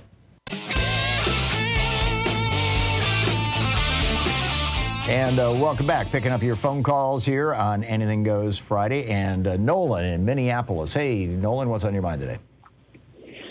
Hi, Tom. Thanks for taking my call. Sure. I just had a question about, you talked about funding for the IRS being cut, over the last few years, 10 years, to the point where they can't really even audit, rich people. Right. I was wondering, is Biden able to do anything by executive order, or does that need to be passed through Congress? And a follow-up would be, if it does need to be passed through Congress, wouldn't that be sort of a good campaigning point? Instead of adding new taxes, we're going to get the taxes that are actually owed from the rich by funding the IRS. Yeah, I don't know. And I don't know to what extent the Biden administration has been able to undo the damage that Trump did. He basically offered early retirement to people and, basically bonuses to leave the service. Whether Biden can, that's a different thing from trying to hire new people or trying to expand the service. I would guess they're trying to put it back together. But what I can tell you, Nolan, is for Democrats to come out and say, yes, we want more money for the IRS. That's a non-starter. Yes, it's good policy, and they try to pack it in with other things and other bills. But you're not going to find anybody in America who's like, yes, I love the IRS. There may be a few well-educated liberals who understand that, every dollar you put into the IRS is going to be $3 in revenue that the government gets from wealthy billionaires who have hidden their money. And it's a good thing for America, and it would even allow you to reduce taxes on lower-income people. But the vast majority of people don't think of the IRS in those terms. So it's problematic. Right. Make sense? Okay. Yeah. Thank you. Yeah, thanks a lot for the call. Mike in Phoenix. Hey, Mike, what's on your mind today? Hey, Tom, do you know, or your listeners know, how the ancient Greeks prevented a tyrant from coming to power? Inform me. Ostracism. Oh. It was people who voted to expel the person from Athens, Greece. Mm-hmm. We call it today impeachment. Yeah. Yeah, shunning people is, or even expelling people from the community is about as close to a death sentence as you can get, and is very, very common among Aboriginal and Indigenous societies that don't have police forces in prisons. In ancient societies like in Greek and Rome, that was a death sentence too, to shame you. Yeah, banishment. Yep. I get it, Mike, and I would love to see Donald Trump banished from politics. I mean, I'd like to banish him to Russia into a gulag. Well, you would think that Section 3 or Section 4 of the 14th Amendment would be enough, that anybody who promotes an insurrection against the United States may no longer run for political office. But I don't think he's going to run for political office anyway. I think he's just going to pretend to while he collects money. Republicans don't care for democracy, especially the ones who didn't vote to help the sovereign democratic country of Ukraine. Yeah, I'm with you. Mike, thank you. Well said. Ann in Lakeland, Florida. Hey, Ann, what's up? Hi. Thank you for taking my call, first of all. You're welcome. Second of all, I really liked your religion rant rave that you did earlier. Okay, I'm having a little hard time. Ann, if you could just put your mouth next to your microphone. You can keep me on speaker if you want, but just hold your phone up to your mouth, okay? What's up? Okay. The reason I was calling, in the Guardian newspaper this last week, I read an article about a lawsuit that's in the Southern District of California between, I think his last name was West something or another, who was the guy that was supposedly Trump's guy in Willard on June 6th. When the, okay. And you're talking about John Eastman here, aren't you? Yes, that's who it is. Thank you. And it was a lawsuit in the Southern District of California where he was the plaintiff. And my logic is the plaintiff is the one who's bringing the lawsuit. Correct. And the lawsuit was against a person, and I can't remember his name, but he's in Congress from Missouri, and he's a black guy. So I don't understand why he's bringing that against that person. The other thing was... I don't know about that, Ann. I'm sorry. I can't illuminate you. I'm unfamiliar with what you're talking about. Well, what was also attached to the Guardian article was emails between Eastman from the war room, Eastman in the war room, and the emails were back and forth between him. Oh, is this the one where he said, you're the idiot who brought this on, sort of thing? Yes, that's the one. Okay, I know what you're talking about. I don't know who the characters are. I read the story last week, I think it was. So what's the question? Do I know the details of it? I'm sorry, I don't. Okay. Other than I don't understand why they would make the plaintiff this guy in Congress. Well, my understanding is that Eastman is trying to prevent people from testifying basically against him. Okay, yes, he has been. Yeah, or provide information or provide cell phone things. And Eastman's not alone in that. But frankly, I need to stop right there because I don't know enough of the details about this, and I don't want to be mischaracterizing John Eastman or anybody else's positions. So I'm sorry, Ann. I'll keep my eyes open, and if I figure anything out about it, I'll mention it next week. Please go to the Guardian last week where they had the emails. I'll check it out. Ann, thank you for the call. Dalen in Hoodsport, Washington. Hey, Dalen, what's up? Hey, what's up? I just kind of wanted to pull back a little bit to the source of things. Like, there's the big problem we have right now is disinformation warfare, right? Like, we've got the whole right playing their whole false reality against the real reality. And I think the only way that we can eventually solve this is to just raise better thinkers. I can't help but always take this back to the education system in that we need to be teaching people how to think more. We need to be focusing on critical thinking, media analysis. Did you catch that Finland is doing this in their elementary schools now? They've started a program on media literacy and critical thinking? Have they? I think that's brilliant. I hadn't heard about that. I'll look into that for sure. Yep. It's. I think that's the key is just to make sure that we're raising people. We raise people who are smart enough to not listen to the likes of Tucker Carlson to begin with. Amen. I'm with you, Dalen. I am absolutely with you. Thank you very much for the suggestion and pointing it out, because it is vitally important stuff. Chaz in Lakewood, Washington. Hey, Chaz, what's on your mind today? Hey, Tom, my only hope is to provide good and interesting content to you. Thank you. All right. I hope you got my tweet about the hypersonic missiles. Now, I haven't checked Twitter in the last hour. I'm sorry. I didn't. Okay, hopefully you get it.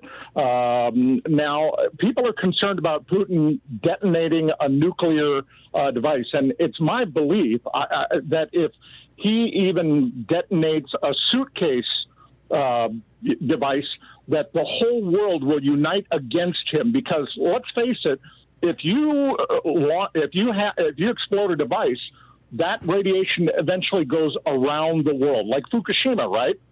Yes, but, we tolerated that. And we tolerated all the above-ground nuclear tests, and we tolerated, 3 Mile Island? It's... Well, you have to measure accident versus intent. Yeah.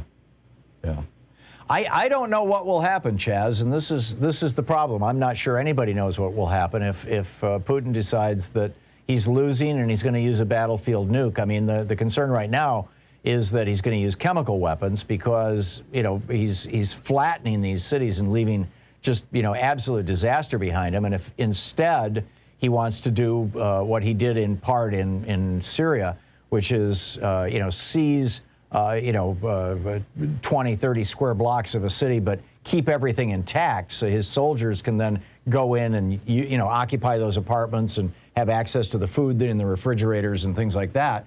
Well, then he uses chemical weapons. And that's what everybody's afraid of. Isn't that a war crime? It is a war crime, but he's already committed hundreds of war crimes, apparently. I mean, we've got both our ambassador to the United Nations, Linda Thomas-Greenfield, if I'm remembering correctly, and the Vice President of the United States, both pointing this out. I don't know if Biden has spoken directly to the war crimes, but our UN ambassador has said that we're gathering information about those war crimes. The unfortunate part of it is that we're not a party, we're not a signatory to the International Criminal Tribunal, and neither is Russia. So how we prosecute these war crimes, that's up in the air. But Chaz, I'm with you, and I just don't know what happens if he sets off a battlefield nuke. And I don't want to find out, frankly. To Thom Hartmann. Visit ThomHartmann.com for audio and video archives. It's 45 minutes past the hour. Anything Goes Friday. Picking up your calls right after this.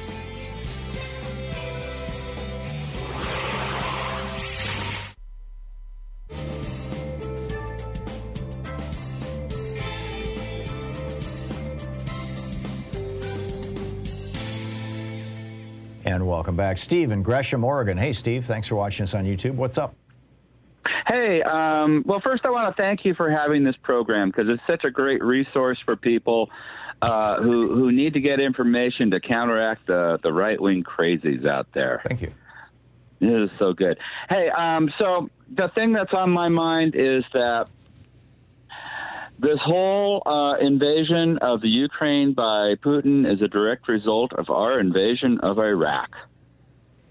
We lied to go into Iraq, and he realizes that he can tell any lie he wants to do anything he wants. I think there's probably a lot of truth to what you're saying, Steve. And maybe our only way out of this is to hand over to whatever world court there is, the Bush administration, Bush, Cheney, Condoleezza Rice, Wolfowitz, anybody else that's still alive of that crew that got us into that stupid war. Yeah.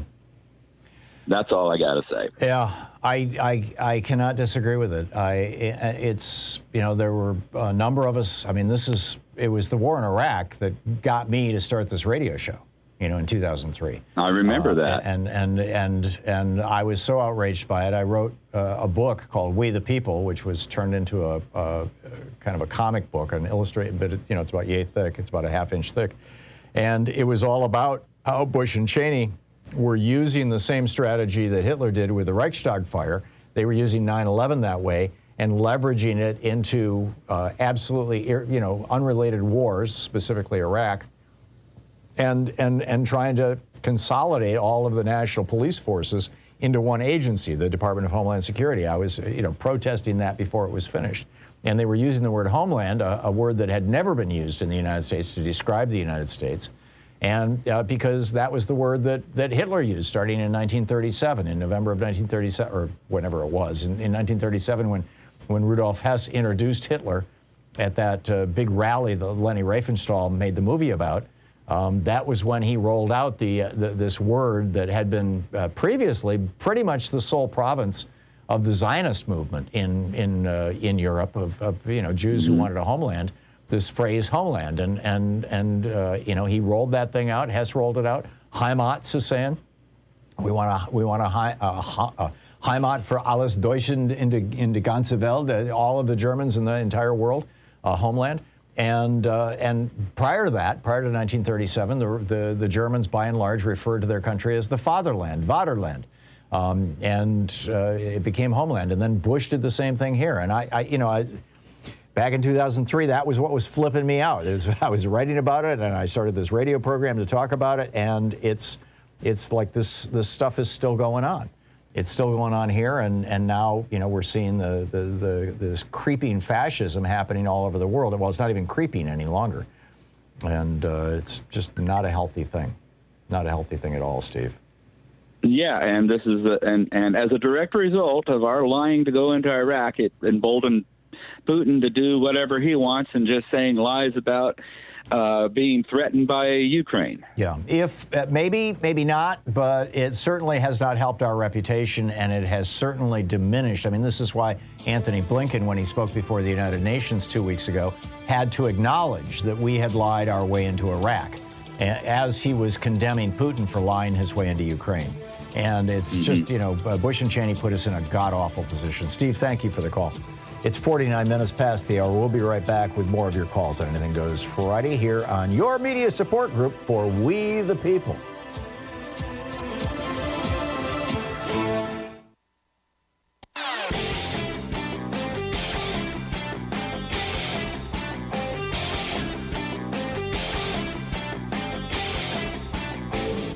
Change starts with you. You can be calling your Democratic or Republican representatives to let them know what you think by calling 202-224-3121. It's the Capitol switchboard. It'll get you right through to them. We have not in the United States historically protected people's feelings by law.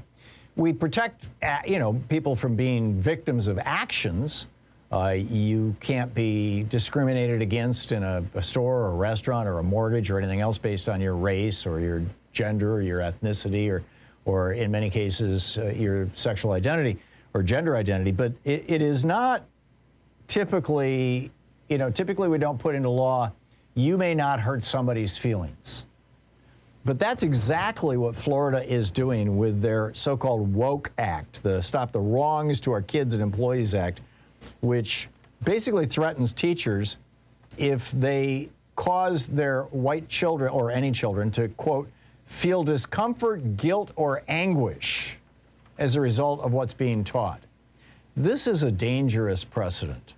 There's a whole video about it over at thomhartmann.com. You can check it out.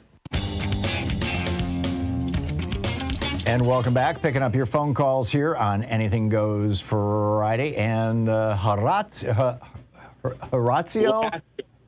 Yes. Hey, in San Diego. Hey, what's up? Hey, I want to disagree with you about all this. What did the evangelist Mike Pompeo do when he was Secretary of State? What was his main mission? I don't know. What do you think? He went through all the Balkan states and told them to buy, not to buy Russian gas, buy our gas, and we'll give you weapons. And because he's an evangelist, he told them to hate the gays and stop abortion. Now, think about it. He went to all the Balkan states. And telling them to stop buying Russian natural gas. That's war talk almost. You know what I mean?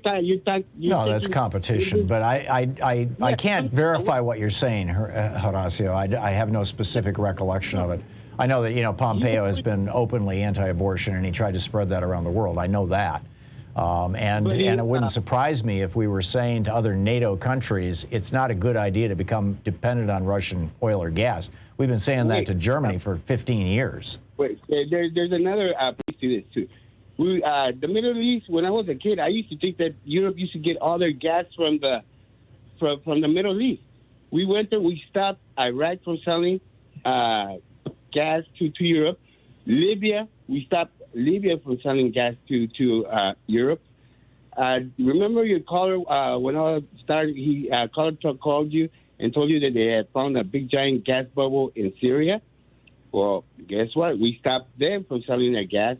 And then a week later, I called you to say that Al Jazeera had said that Iran was going to build a line through Yemen. And Turkey, what's happening in Yemen? Bombing. And what happened to Turkey? They almost do a coup. Yeah. So it was, although there's a whole lot of other reasons why the Turks wanted to get rid of Erdogan, when he was out of town. But what's the point you're trying to make here? What is the there for? The Johnny-come-lately gas giant is the United States. Oh. Because we got gas. One of the byproducts of fracking is gas. Right. And one of the main guys that bought, the people that bought all that gas was the Koch brothers. And then we had to invent a way to turn that gas into ice so we can put it in ships and send it across to Europe. Right, it's liquefied. It's called LNG, liquefied natural gas. Okay, yeah. So this, what they wanted to do was build a pipeline through Odessa, going through the Balkan states, and sending all that natural gas over there. Right. So down to what? Okay, to Germany or something? Horacio, I'm sorry. You're Odessa is a giant port. They wanted to build a gas line that will go from there to all the Balkan states. They will go through Romania, Moldova, and then all the other places. Right. So they wanted to cut off the. Horacio, I can't. As much as I'm not a fan of Charles Koch and his politics, I can't believe that he's. The evil master behind all this. I mean, there's certainly a lot of right-wing stuff going on, but I just have to stop right there. We're getting into conspiracy territories that I can't speak to. Josh in Billings, Montana. Hey, Josh, what's on your mind? Hey, Tom, thanks for taking my call. I just I've noticed around here, like the Bakken oil production isn't really picking up. There's not a lot of hiring going on like you think that there would be if they were trying to increase production. So I started looking into some different things, and I found an article on Market Watch that I tweeted at you that's about how they invested in refineries for crappy crude oil in the 90s on the Gulf Coast. Right. Yeah, and so that's why they want to import the Canadian oil through the pipeline. Yeah, that's because why those were designed for Venezuelan oil, actually, originally. Yeah. Yeah, absolutely. Yeah, so, we need to invest in making refineries for this oil that's actually better for the environment. There's no oil shortage here in the United States, Josh. Have you seen anybody in line at a gas station? No, there is no shortage. Right. This is all market speculation. And that's why they're not drilling, because they're just it's like they're making a fortune. The beer's in the diamond marketplace where they have a glut of diamonds and they hold them on the side and only sell a few so that the price stays up. Yep. It's the same thing going exactly on. And on the worldwide basis, that's what the Saudis are doing right now, along with the Russians. They cut production at the request of Donald Trump in 2010. And, dancing on behalf of his oil patrons, they cut almost 10 million barrels a day out of production. We're still, down on production. So the worldwide price of oil is up, which the Saudis and the Russians love. And domestically, you've got these oil companies that are awash in oil. I mean, we're producing all kinds of oil here in the United States. Yep. And plus we've got imported oil, plus we're exporting oil. They're awash in oil. There's no shortage of oil. There's no lines at the gas pump. But, hey, they're using the international price going up as a great excuse to raise your price of gasoline to $6 a gallon. Yeah, they'll make the record profits again. They'll reinvest it in stock buybacks and in the consumer. Which they're doing right now. And the truck drivers, and all of us will pay for it. You got it. And that's what they're doing right now, by the way. They're spending billions on stock buybacks so that their investors profit and so that their executives can, take home multi-million-dollar bonuses. Josh, thanks a lot for the call. Thanks for the heads up from Montana. We'll continue with Anything Goes Friday on the other side of this break, and I got to tell you, our death cult alert is coming, so stick around. We'll be right back. It's the Thom Hartmann Program, speaking the truth to the multinational corporations in the oil industry we'd really rather you didn't know all about. You're listening to Thom Hartmann.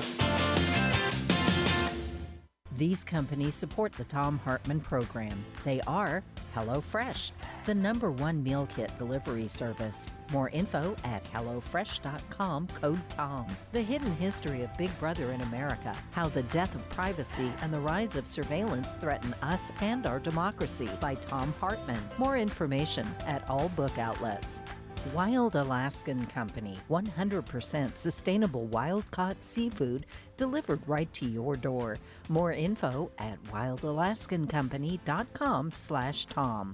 Cozy Earth, better sleep, better you. More info at cozyearth.com, promo code TOM. The latest views and opinions from U.S. politics and other fascinating subjects too, including cutting-edge science reports at HartmanReport.com. And Dinovite, a whole food supplement for your pet's immune system. More info at Dinovite.com.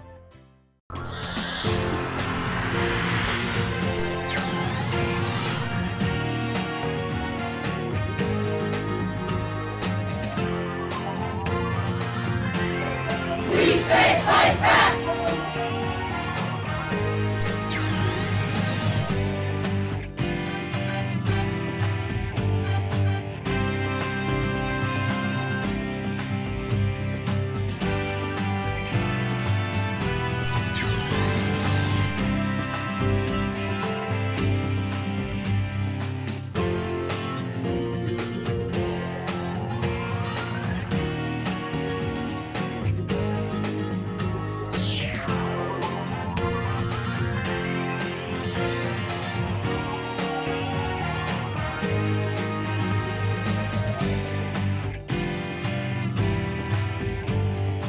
Well, it's Friday, and we've made it through another week.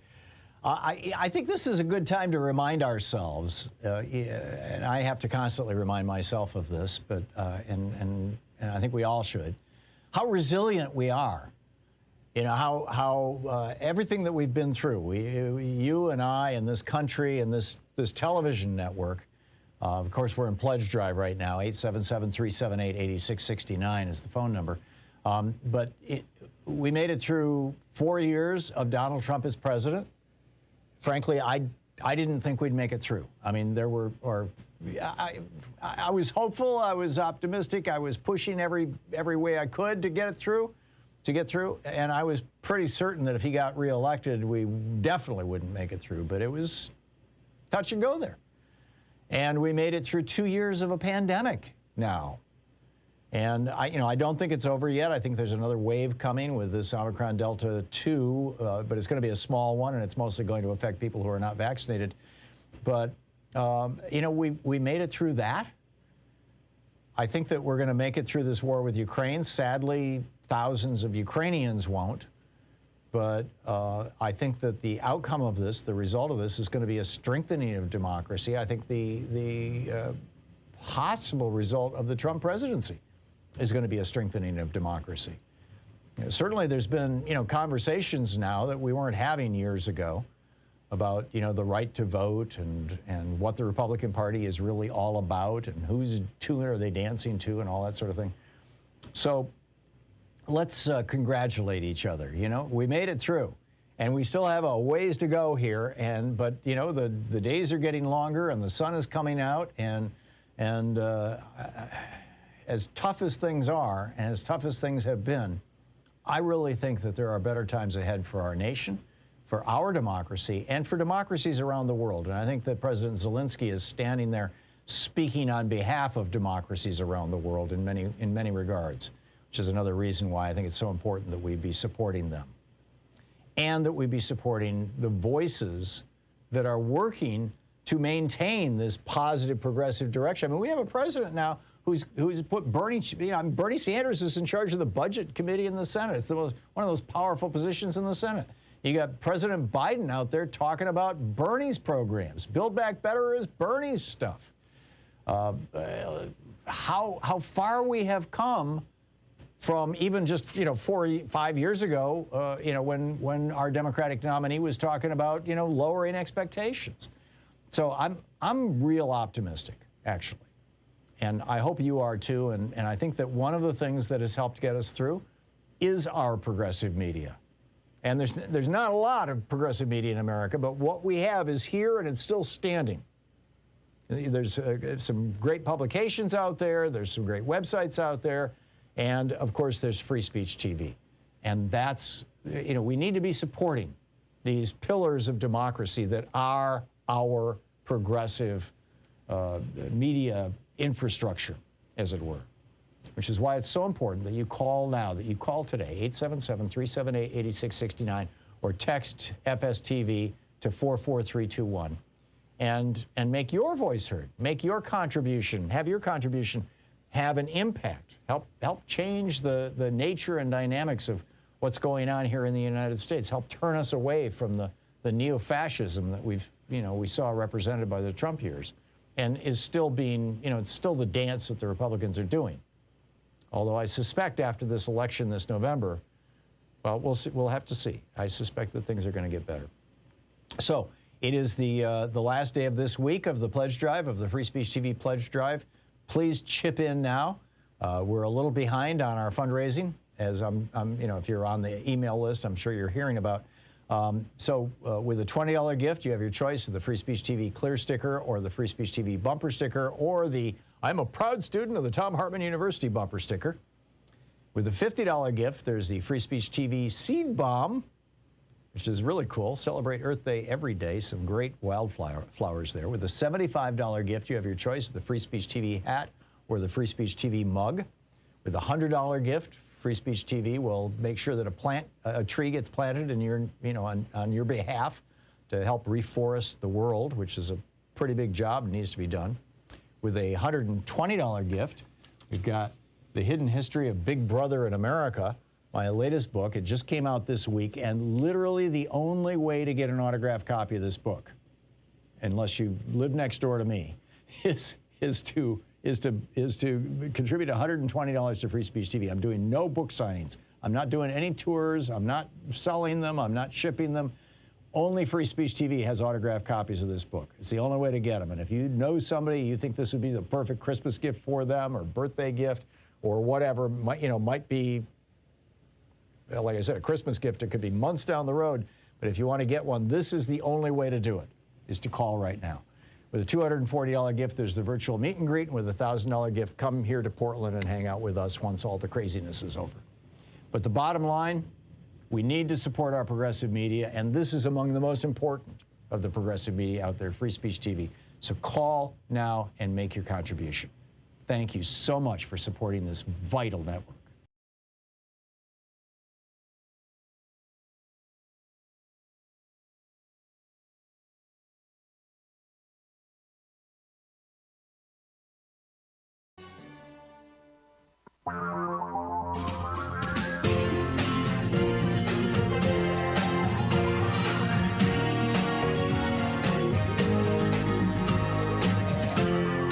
This is the Thom Hartmann Program.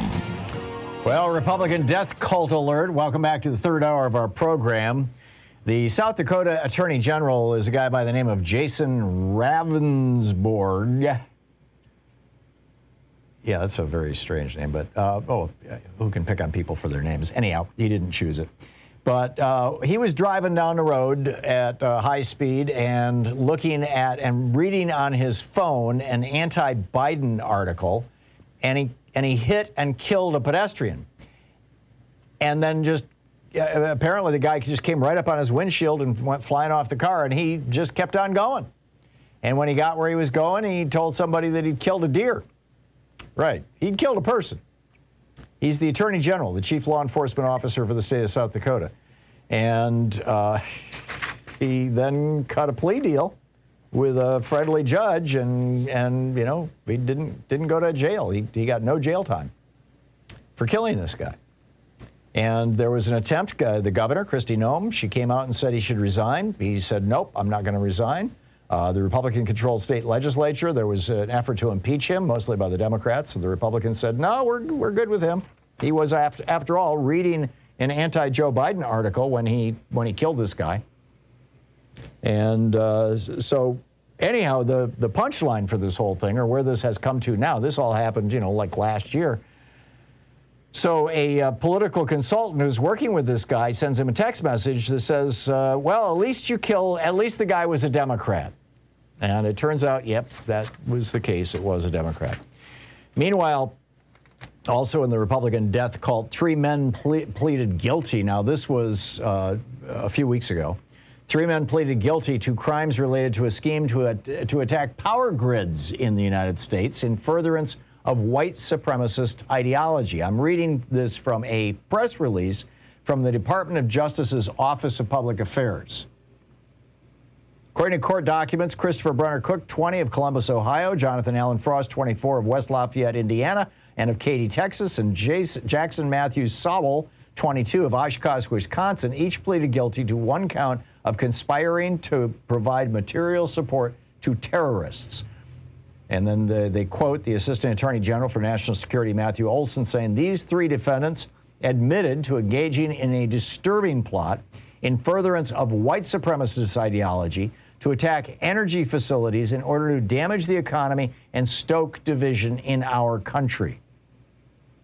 U.S. Attorney Kenneth Parker of the Southern District of Ohio said these defendants conspired to use violence to sow hate, create chaos, and endanger the safety of the American people. Assistant FBI Counterterrorism Director Timothy Langan said the defendants in this case wanted to attack regional power substations and expected the damage would lead to economic distress and civil unrest. So this is exactly what Tim McVeigh thought would happen when he blew up the federal building in Oklahoma City back in I think it was 93.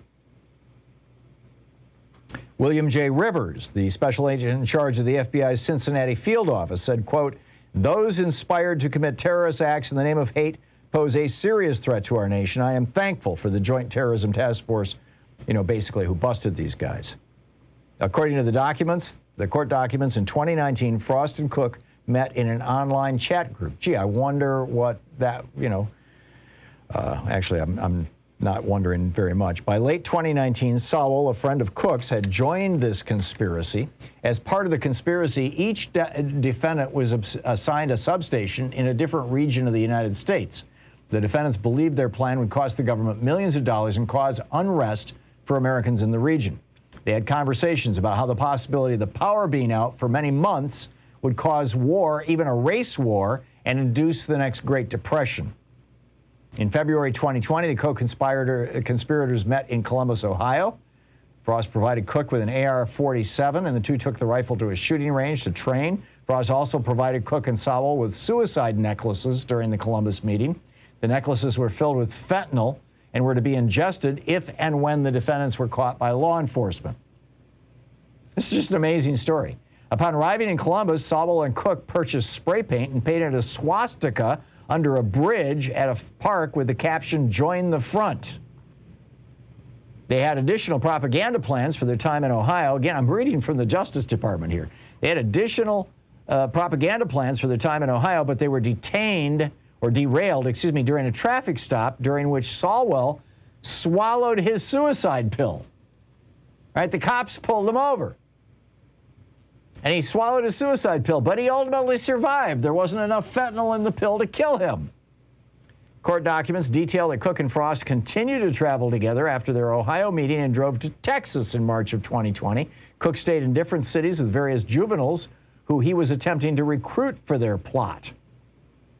The defendants face a maximum of 15 years in prison. Welcome to the United States. Now, why, if these 3 guys... And let me, the guy that is all over this is Dean Obeidallah right here on SiriusXM Progress. But let me say it, because Dean isn't here to say it. If these 3 guys had been Muslim, this would have been a news story on Fox News for a month. or if these three guys had been black or Hispanic or Asian, it would have been a news story for months. But they were three white guys. And so, you know, the way that you learn about it is by reading the Department of Justice's website. I didn't see any news agencies or organizations that even picked up the story. And this is, you know, clearly domestic terrorism. So, enough of my rants. Let's pick up yours. Dawn in Minneapolis. Hey, Dawn, thanks for listening to AM 950 KTNF. What's up? Oh, my word. I think we need some good news after that rant, Tom. Okay, go for it, please. Which is why I'm calling. I just learned about this amazing public renewable energy resource program that's happening in Minneapolis. And last week, I went to my son plays basketball, and we went to see him play against the North High School Polars. So we went over to North High School, and during the halftime, they were doing a public awareness campaign to invite us all into their program where you can buy shares into the solar infrastructure, which the whole entire high school is covered with solar panels. Wow. And they're selling public shares. All you need is to be an electric energy customer in the county, and it will offset your bill directly. And you could, in theory, buy enough shares that you actually make a profit because they sell their energy back to the grid.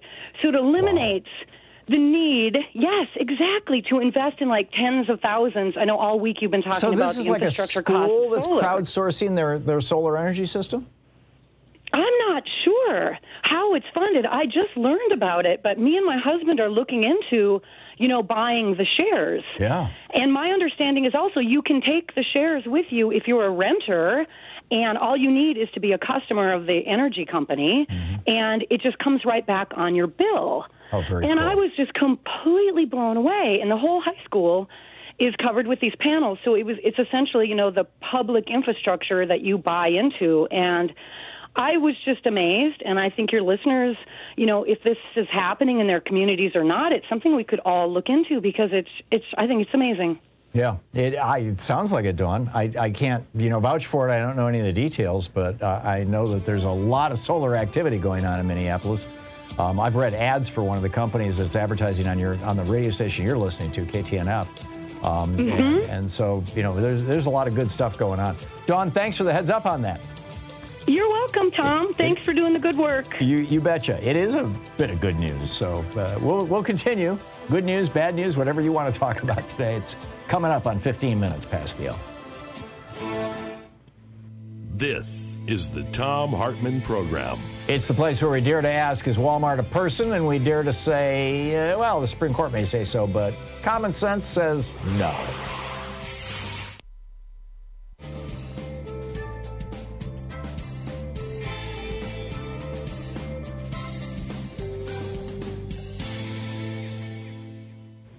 And welcome back. Roy in Bainbridge Island, Washington. Hey, Roy, what's up?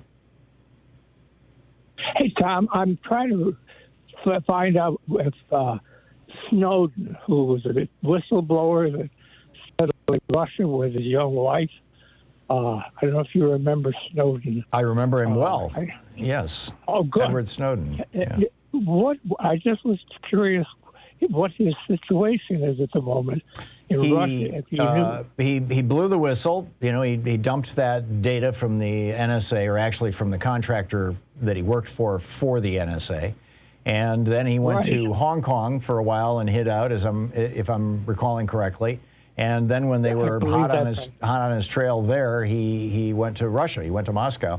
And the last I heard, and this was a little news story, and I think it might have been The Guardian a week or two ago, that his girlfriend, you know, went over a couple of years ago and married him, and she's been living with him.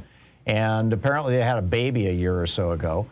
And he just applied for or acquired, I don't recall which it was, Russian citizenship. Whether he has dual citizenship or it's just Russian, I don't know if he renounced his U.S. citizenship. But his son also has Russian citizenship because he was born there. They have birthright citizenship in Russia. And I don't know what the deal is with his wife. So that's everything I know, Roy. If the subtext to your question is Snowden now a stooge for Putin, I honestly don't know the answer to that question. Okay. So, appreciate it, Tom. Could be, but you never know. Thanks a lot for the call, Roy. Jeff in Portland. Hey, Jeff, what's on your mind today? Hey, Tom. Happy Friday, and thanks for helping us navigate these turbulent times.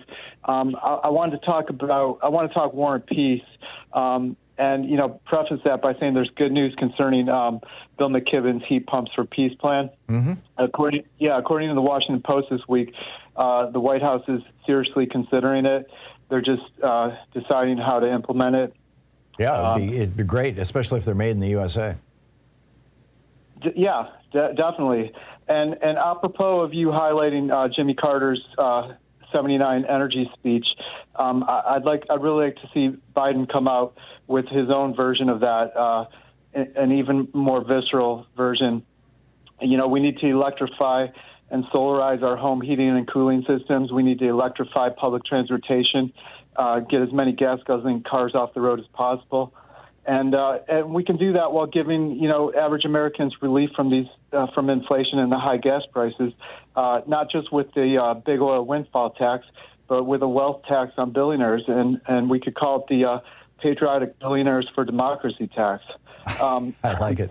Jeff, just if I could, just real quickly, to Jimmy Carter's speech, his 1979 energy speech, he never used the word malaise. But the only way you can find that speech online is to Google the word or to the phrase Carter's malaise speech. It was because he was talking about energy, the fossil fuel industry jumped into the PR waters really, really rapidly and said, oh, he's complaining that America has malaise and he just wants us all to turn our thermostats down. And isn't that sad? And there you go. Yeah. And, Biden has the advantage of this being a clear and present danger. Yes. So that should help. But also, Tom, we need to pursue diplomacy as much as possible. But while giving those MiG fighter planes to Ukraine, Russia violated that Budapest memorandum that you talked about. So I agree. We need to get those. That is a reasonable rationalization for it. Jeff, thank you.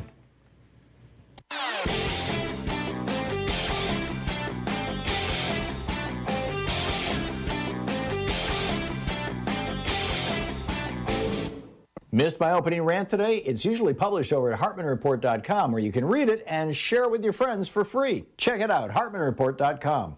So if you want to know what the Republicans are for, you'll recall, President Biden recently in his one-year anniversary of becoming president speech said that, who would have imagined that all they were in favor of doing was just obstructing anything I'm doing. And then he went on to say, what are the Republicans for? What does Mitch McConnell stand for? Chris Sununu, the governor of New Hampshire, actually went and talked with a number of Republican senators when he was thinking about running for the Senate, asked them, what are you guys doing? And they said, we're just here basically obstructing Biden. That's all we're doing. And Sununu said, screw that. I'm not going to run for the Senate then. He said they were all, for the most part, content with the speed at which they weren't doing anything. It bothered me that they were okay with that. So then, Mitch McConnell got asked by an NBC, Leanne Caldwell at NBC, what are you guys going to do if you get elected? And McConnell said, I'll tell you after the election. This is nuts. We got a video about it over at ThomHartmann.com. Check it out.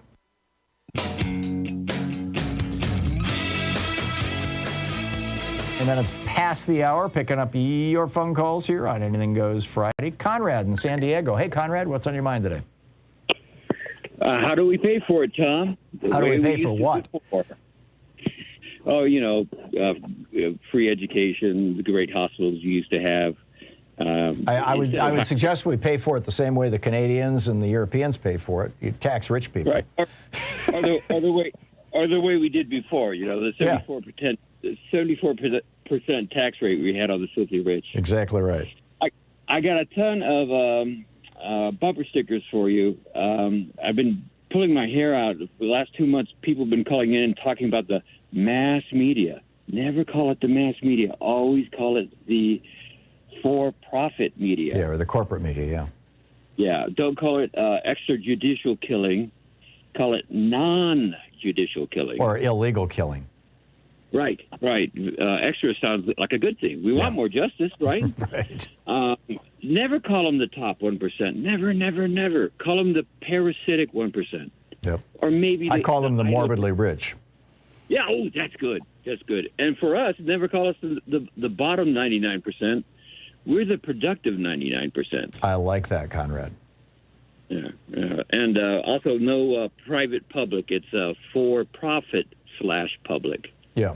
Yeah, or privatized, or I mean, this whole private-public partnership that came along with the Reagan administration and has been embraced by both Republican and Democratic administrations ever since then, and that Joe Manchin wrote into the so-called bipartisan infrastructure bill that every single penny in that legislation has to cycle through a for-profit corporation somewhere in its lifetime, is just so wrong. I mean, it's just a crime.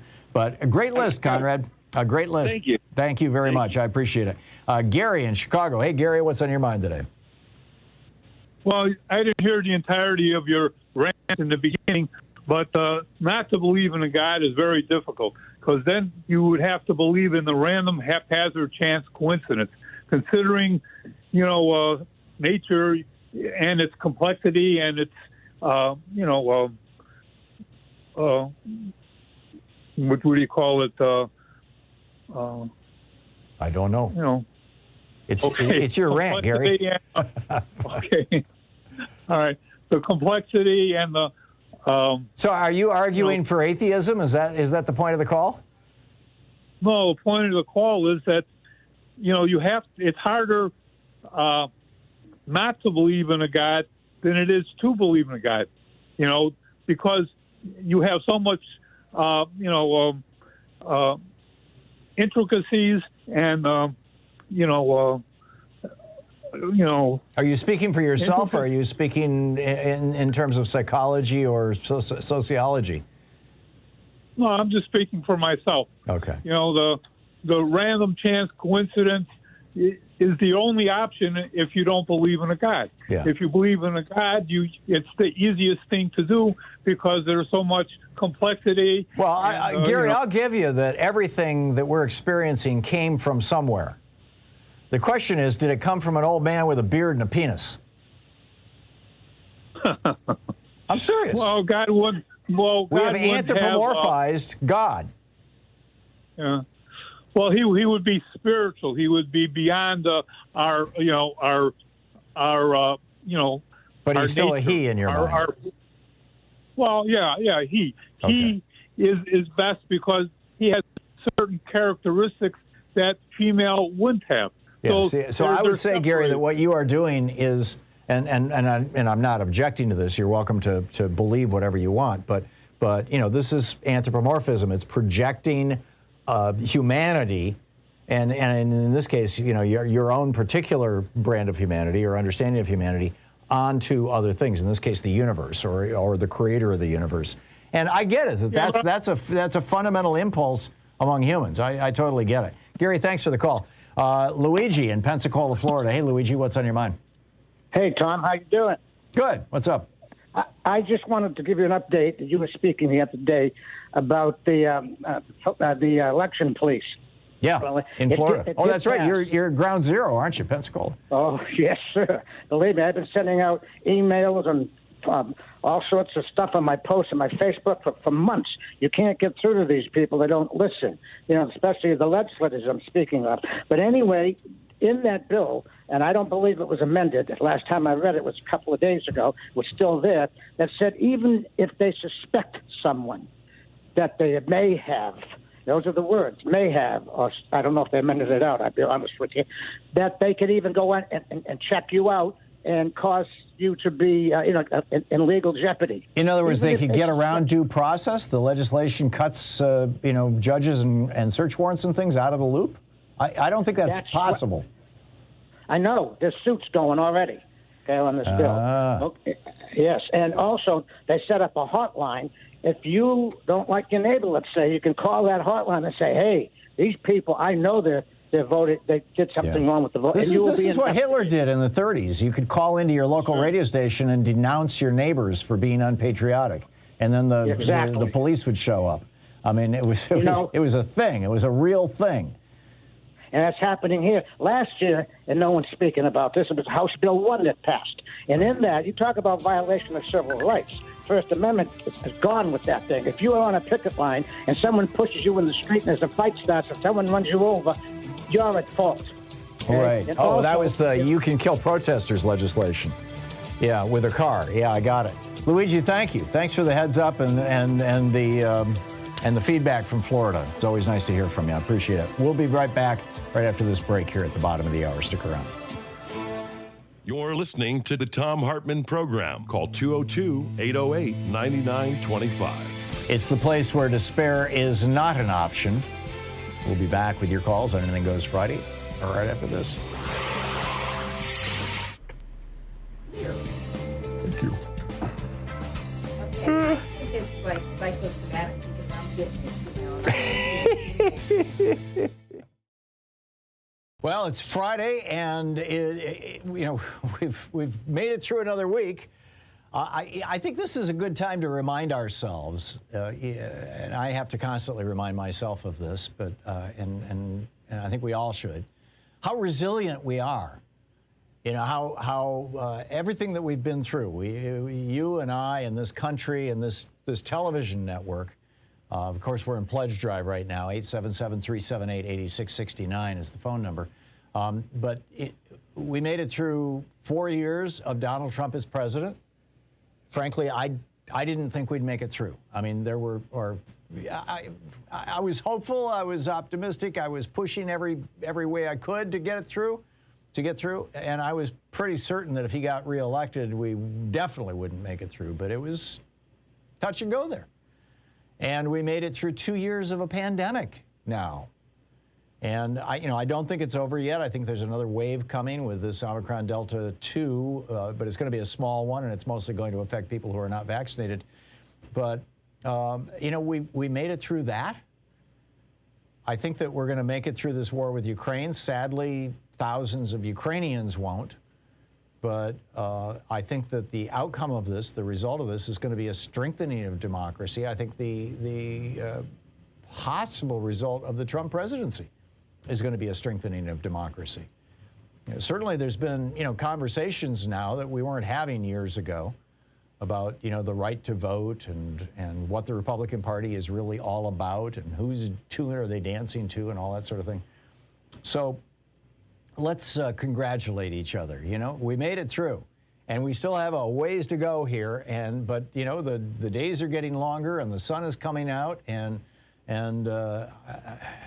as tough as things are, and as tough as things have been, I really think that there are better times ahead for our nation, for our democracy, and for democracies around the world. And I think that President Zelensky is standing there speaking on behalf of democracies around the world in many regards, which is another reason why I think it's so important that we be supporting them and that we be supporting the voices that are working to maintain this positive, progressive direction. I mean, we have a president now who's put Bernie Sanders is in charge of the Budget Committee in the Senate. It's one of those powerful positions in the Senate. You got President Biden out there talking about Bernie's programs. Build Back Better is Bernie's stuff.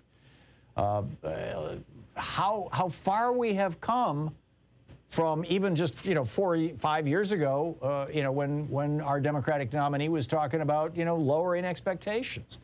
So I'm real optimistic, actually, and I hope you are too. And I think that one of the things that has helped get us through is our progressive media. And there's not a lot of progressive media in America, but what we have is here, and it's still standing. There's some great publications out there. There's some great websites out there. And, of course, there's Free Speech TV. And that's, we need to be supporting these pillars of democracy that are our progressive media infrastructure, as it were, which is why it's so important that you call now, that you call today, 877-378-8669, or text FSTV to 44321 and make your voice heard, make your contribution, have your contribution have an impact, help change the nature and dynamics of what's going on here in the United States, help turn us away from the neo-fascism that we saw represented by the Trump years, and is still being, it's still the dance that the Republicans are doing. Although I suspect after this election this November, well, we'll see, we'll have to see. I suspect that things are going to get better.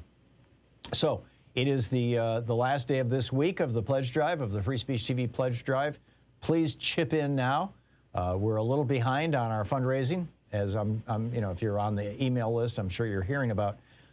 So with a $20 gift, you have your choice of the Free Speech TV clear sticker or the Free Speech TV bumper sticker or the I'm a proud student of the Thom Hartmann University bumper sticker.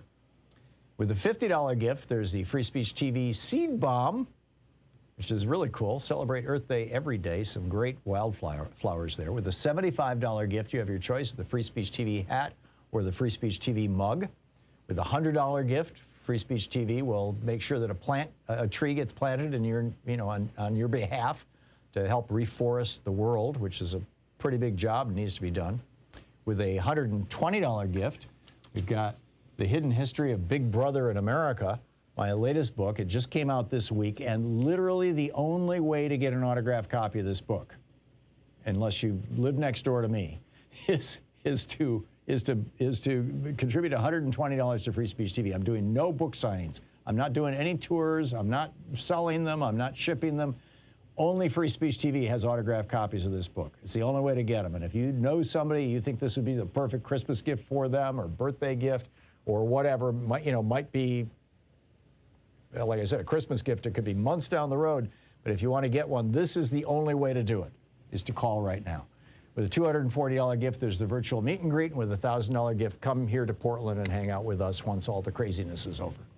But the bottom line, we need to support our progressive media, and this is among the most important of the progressive media out there, Free Speech TV. So call now and make your contribution. Thank you so much for supporting this vital network.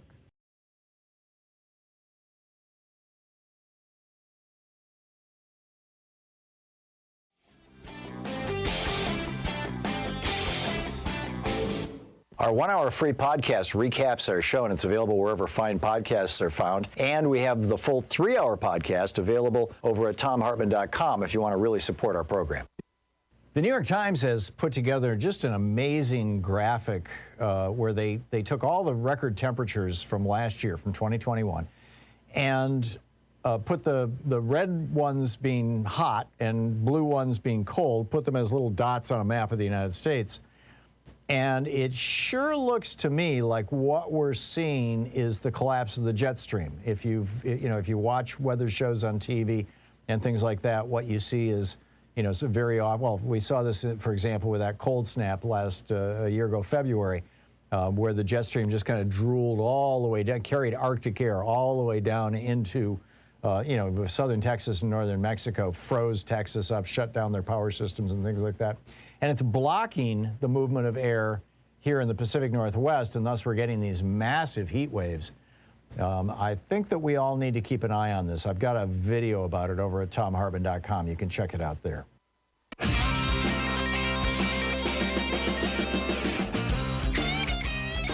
And welcome back to Anything Goes Friday. Picking up your phone calls here. Dale in Athens, Texas. Hey, Dale, what's on your mind today? Oh, I was going to relate how I voted. I requested a mail-in ballot, and I got it, and I filled it out. I took it into the registrar's office, and I took my wife's in. But they wouldn't accept my wife's, but they'd accept mine, and I had to mail hers in. And then I got my ballot, filled it out, and I didn't complete it, as they specified. I didn't put my driver's license, the last 4 digits on the back side of it. They called me up and said I need to come in and take care of that. Yeah. So I went in on election day, took care of that, and So finally your ballot got counted, but it sounds like you had to go through a whole song and dance to get there. Yeah. Jumped through a bunch of hoops is what I told them. Yep. And did your wife's ballot get counted, Dale? Yes, it did. Yeah. Well, good on you guys. Yeah, and I told them when I got through, I said, when I send my ballot in next time, I'm going to prick my finger and put my thumbprint on it so they can get my DNA if they need. Give them some blood. There you go. I get it, Dale. Well, that's probably what's coming next is, come in for an iris scan or, whatever. And I was looking around in there while I was there. Mm-hmm. I saw a shadowy figure over on the right, over there in the corner, Mm-hmm. and that was Jim Crow standing there. Yeah, there you go. James Crow Esquire now. Yep. Mm-hmm. I'm with you. And in Texas here, the Republicans are voting to kill the mockingbird. To kill the mockingbird? I don't understand. Well, you know the book. Yeah, I never read the book. I have to apologize. I've never read the book. I've seen the movie, though. Yeah. I never saw the movie either, so I know what the story is about, but I don't know it well enough to know what it means when you say to kill the mockingbird. Was that the black person in the story? No. Well, it's a metaphor for what was happening. They were going to kill him, and I think he went ahead and done it. Yeah, I get it. That's like I tell everybody that hurt me when I saw it. Yeah, I get it. But Dale, not as much as Tulsa did. The massacre in Tulsa. That hurt more. Yeah, that was pretty But I terrible. want to know my history. Yep. We all should know. I didn't find that out until I was 75. I'm 78 now. I'm 77. Wow. Well, Dale, good on you, and congratulations for getting out there and voting. I'm glad you and your wife, you finally navigated the path, and good on you. Thank you so much for the call. Peter in Philadelphia. Hey, Peter, what's on your mind today? Hey, Tom, thanks for taking my call on Anything Goes Friday. Frequently on your show, Tom, you grace us with radio clips and sound bites from the past and historical figures and speeches and so forth. And I'm going to, if you don't mind, ask a little homework of you and your staff to grace us with one of your own from the Thom Hartmann Show. I'm going to guess I'm pretty sure during the Barack Obama presidency, I'm going to say around 2010. But you used to report on an annual conference in Palm Springs of billionaires. They used to meet once a year, every year, basically in private and in secret, and they'd go over whatever they would go over, and you were the only one that would ever report on it. One of the last times they held that conference, and I distinctly remember you report, first of all... This was the Koch network, wasn't it? Isn't that what you're talking about, Peter? Well, I'm sure... Or are you talking about the ALEC meeting? Because those are twice a year, actually.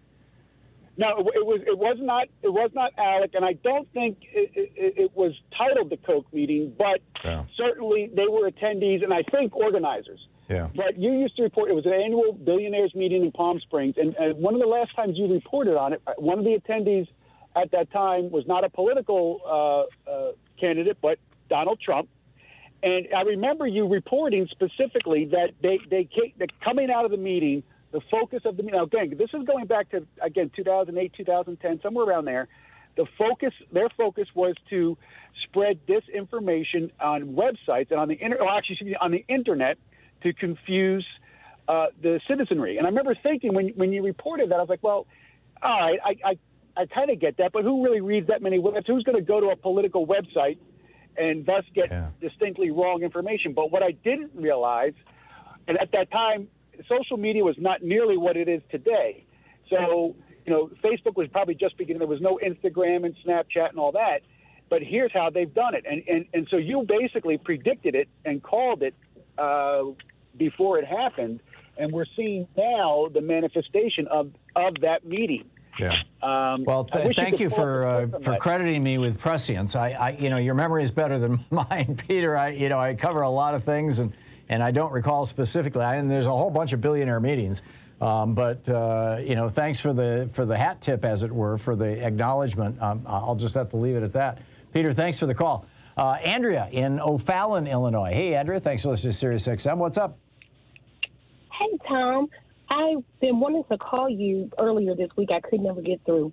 However, I wanted to pay attention, or I wanted to see if you had saw or paid attention to a Washington Post article that mentions how many billions of dollars that citizens or taxpayers have to pay because of repeat police misconduct. Oh, yeah, there's a huge piece about that. Was it the Washington Post or the New York Times? Expensive. It's the Washington Post. Washington Post, thank you. Yeah, I read it. And there are 7,600 police officers that at least had 2 payments. Yep. There was a total of 7 officers that had more than 73 payments. Right. That means 73 different times they had misused their position of power, They had misconduct. They wrongfully locked someone up, and they were continuously able to go on and work. And these were only the times, Andrea, that they got caught. Only got caught. Only got caught. Yeah. Only in major cities. Only in major cities.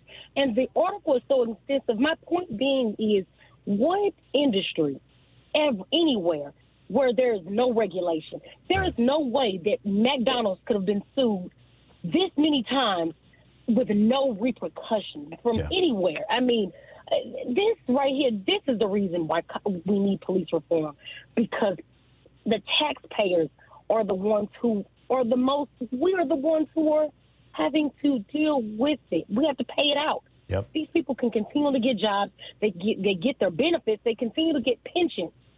And then some of them go on to live their lives regularly, like nothing happened. Some of these people have deaths on their body. It's a sad. This is why we need police reform. Yeah, I completely agree with you, and I would strongly encourage anybody who doesn't know what Andrea and I are talking about to get over to the Washington Post website. I don't know if this part is behind the paywall or not. A lot of their really good investigative reporting isn't. Pay for it.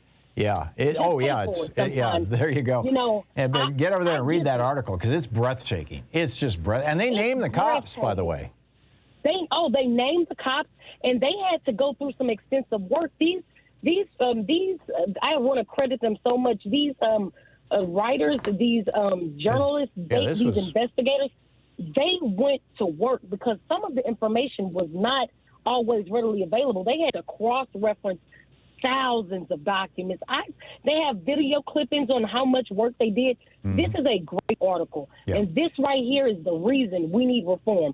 It's no reason we as taxpayers have to continue to pay out of our pocket for misconduct. It's gross misconduct. Yeah, I completely agree with you. Negligence. Andrea, thank you for flagging that. I appreciate you. I read that last night, actually, that article. I was trying to get.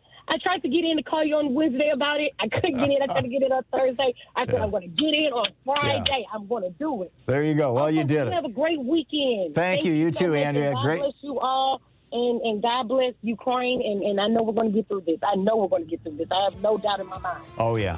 We will get through this. It's going to be a tough time, but and pray for the people in Ukraine. I mean, we got it's freezing, and they're being starved and frozen, and it's just terrible. Andrea, thank you for the call, and thanks for listening to us on Sirius XM. It's 44 minutes past the hour. We'll be back with more of your calls here on Anything Goes Friday. Stick around.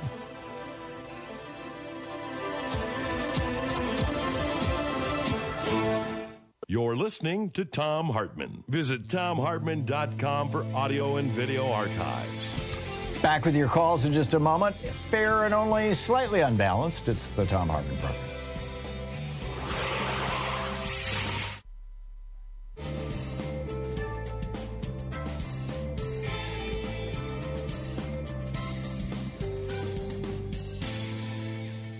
And welcome back. Joe in Cupertino, California. Hey, Joe, what's on your mind today? Tom, thanks for taking my call. I got my fourth shot 2 days ago. Felt pretty good, but... Wait a minute. How'd you get a fourth shot? Well, I'm immunocompromised. Oh, I see. I talked to my doctor, and he said, yeah, it's a good idea. Yeah. But I'm thinking about what you were talking about when you started your show back in 2003, and I remember back in 79 you guys were talking about earlier. Golly, I was stupid enough to enlist. I thought that the Iran thing was a proxy war for the Russians, and we were all about oil and that. Now, here we are today. But, you know, I just got to think, you know, when they were doing the other war back in the 90s, I was like, here we go again, shaking my head going, this is the wrong thing. And now, you know, 25 years later, we're back to the same thing. I have a 17-year-old who's going to be 18 pretty quick. And, you know, for lack of gainful employment, I'm afraid a whole generation of kids are going to wind up having to be indoctrinated into the military-industrial complex and serving this country for what appears to be profits for large oil companies and nothing more. I mean, Rex Tillerson was a former Secretary of State, and he laid out the maps of how the oil was supposed to get from here to there, and that was 10, 15 years ago. So today, I think cooler heads really need to prevail. I hope Joe Biden, should I say, having lost his son, he perceives to a war. I'm not sure if that's exactly a correlation I'd make, but I'll give him that. Let's just hope that we can maintain the peace and maybe look at China and say to China, look, can we deal with this a little better between Taiwan and you, as opposed to having, this going off over in, your part of the world where they're using bombs to, try to make peace. So I don't want to go to war, and I don't think that the Russians want to go to war. I think that right now we want to just kind of bring this all down. I feel very sad for Ukrainian people because I believe I have some Ukrainian lineage in my blood, but I don't want to add more fuel to the fire by sending weapons to an already conflict. Be like adding gas to a fire. Other countries need to step up. We need to support that, but I do not want us to fan the flames. Putin is going to be gone. He's going to be gone in 10 years. He's not going to be there forever. Who's going to lead forward next? And in our country's case, after the last 8 years of, well, I should say 8, but it's been that long or longer, the new leadership, whether that's Kamala Harris or somebody else, needs to say we need to do this differently. And instead of spending all this money on the war, why don't we spend it on taking care of our own people? We've got enough problems at our own south border. We don't have to worry about what's going on in Poland. I mean, that's for them to figure out. Right, and this is why we've had peace in Europe since World War II, in large part because these countries have become, well-developed democratic republics where they answer to their people. And to your point, Joe, you said earlier you don't want to go to war. You don't think the Russians want to go to war. It's always true of the people. The people never want to go to war. War is hell. But the leaders want to go to war, and the people who profit off war want to go to war, and that's a really tough thing. And it's kind of come down to the point where, okay, we're sitting here in our house, and the people from 3 houses down just busted into the house next door, and they're beating people up and robbing them. And what do? I mean, it's in our neighborhood, as it were, and it's just a tough one. It's a real tough one. Joe, thank you for the call. And I get your concern about your son. I absolutely do. I don't think there's any easy answers here, sadly. And we've got a madman who is absolutely convinced that he's got to take Ukraine. We'll be right back.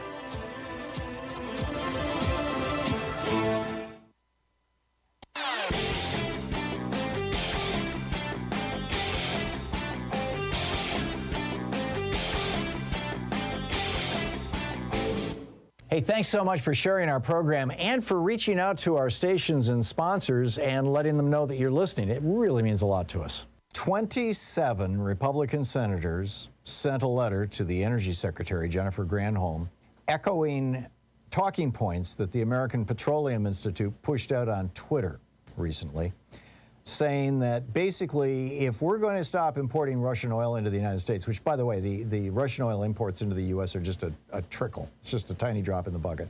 If we're going to stop doing that, we need to, and these are some quotes from the API Twitter, we need to unleash America's energy.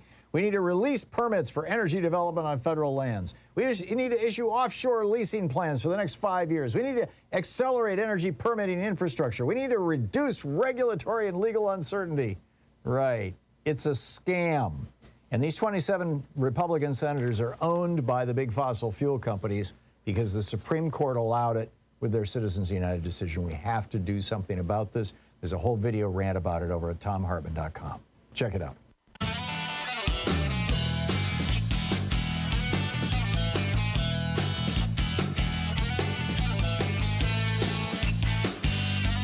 And welcome back. Picking up your phone calls here. Daryl in Bainbridge, Island, Washington. Hey, Daryl, what's up? Hi, Tom. Thanks for taking me at this late hour. I wanted to praise Jeff Bezos after that last call. The Washington Post, you're aware of what they've done. They sacrificed one of their, well, they didn't, but they hired the gentleman from that got chopped up in the Turkish embassy, and then he's what this lady was talking about in the last call. Yeah. A lot of us in Seattle don't like Jeff Bezos because you can't get an apartment for less than $2,500. All the ITers coming in working for him, prices went way up. My employee really struggled to get a $1,500 800-foot apartment recently. That's just the way it is in Seattle. It's like San Francisco. Yeah. Anyway, I praise him. I think Whole Foods is a good deal. It was a good acquisition for Mr. Bezos, and the Washington Post is why I'm calling. That's the crowning touch on his career, in my opinion. Not the penis went up in there. Yeah.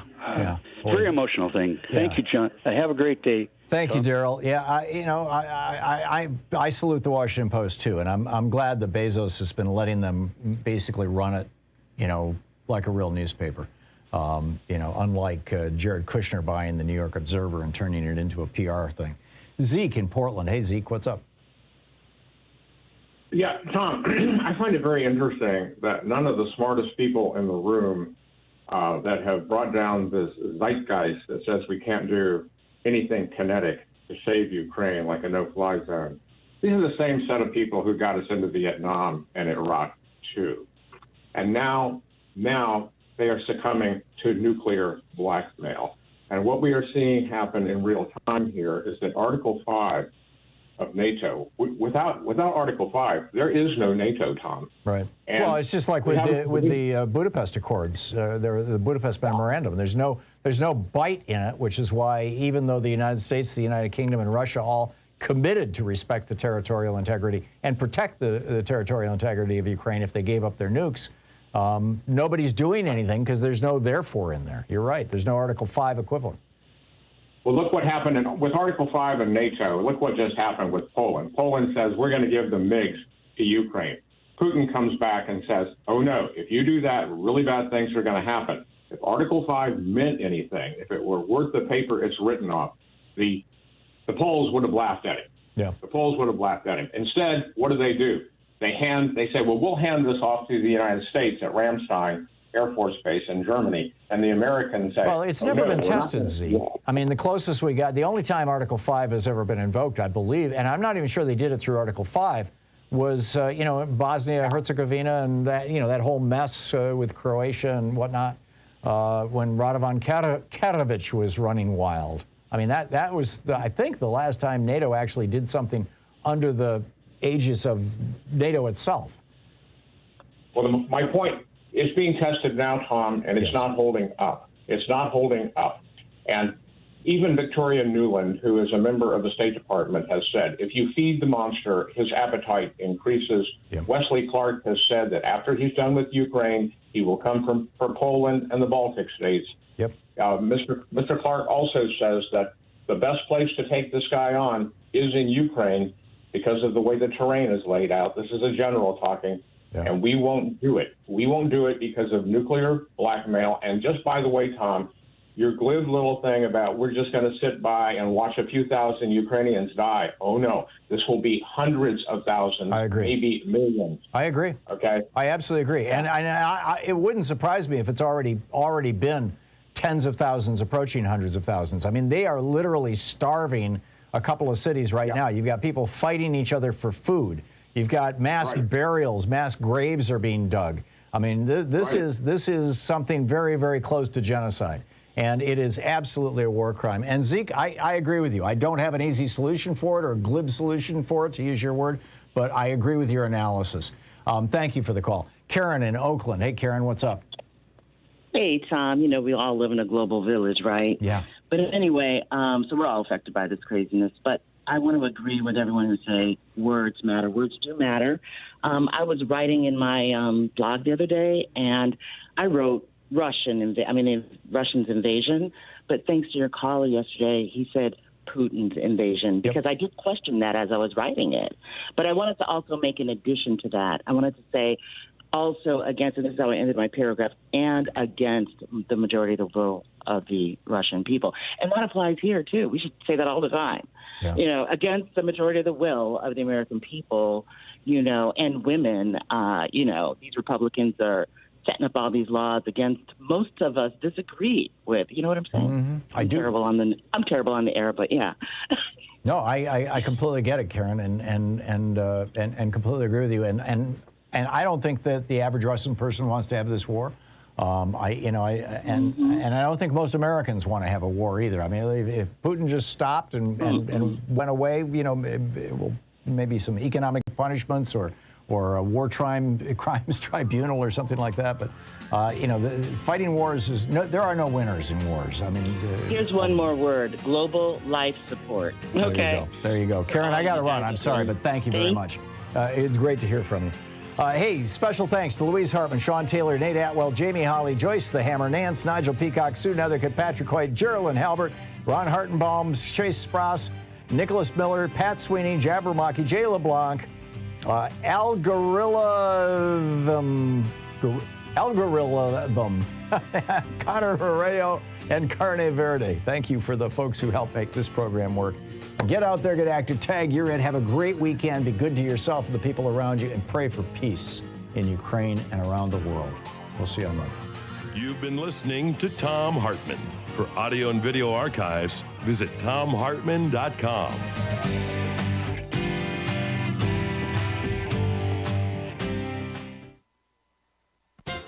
These companies support the Thom Hartmann Program. They are HelloFresh, the #1 meal kit delivery service. More info at HelloFresh.com, code TOM. The Hidden History of Big Brother in America, How the Death of Privacy and the Rise of Surveillance Threaten Us and Our Democracy by Thom Hartmann. More information at all book outlets. Wild Alaskan Company, 100% sustainable wild-caught seafood delivered right to your door. More info at wildalaskancompany.com/Tom. Cozy Earth, better sleep, better you. More info at cozyearth.com, promo code TOM. The latest views and opinions from U.S. politics and other fascinating subjects too, including cutting-edge science reports at HartmanReport.com. And Dinovite, a whole food supplement for your pet's immune system. More info at Dinovite.com.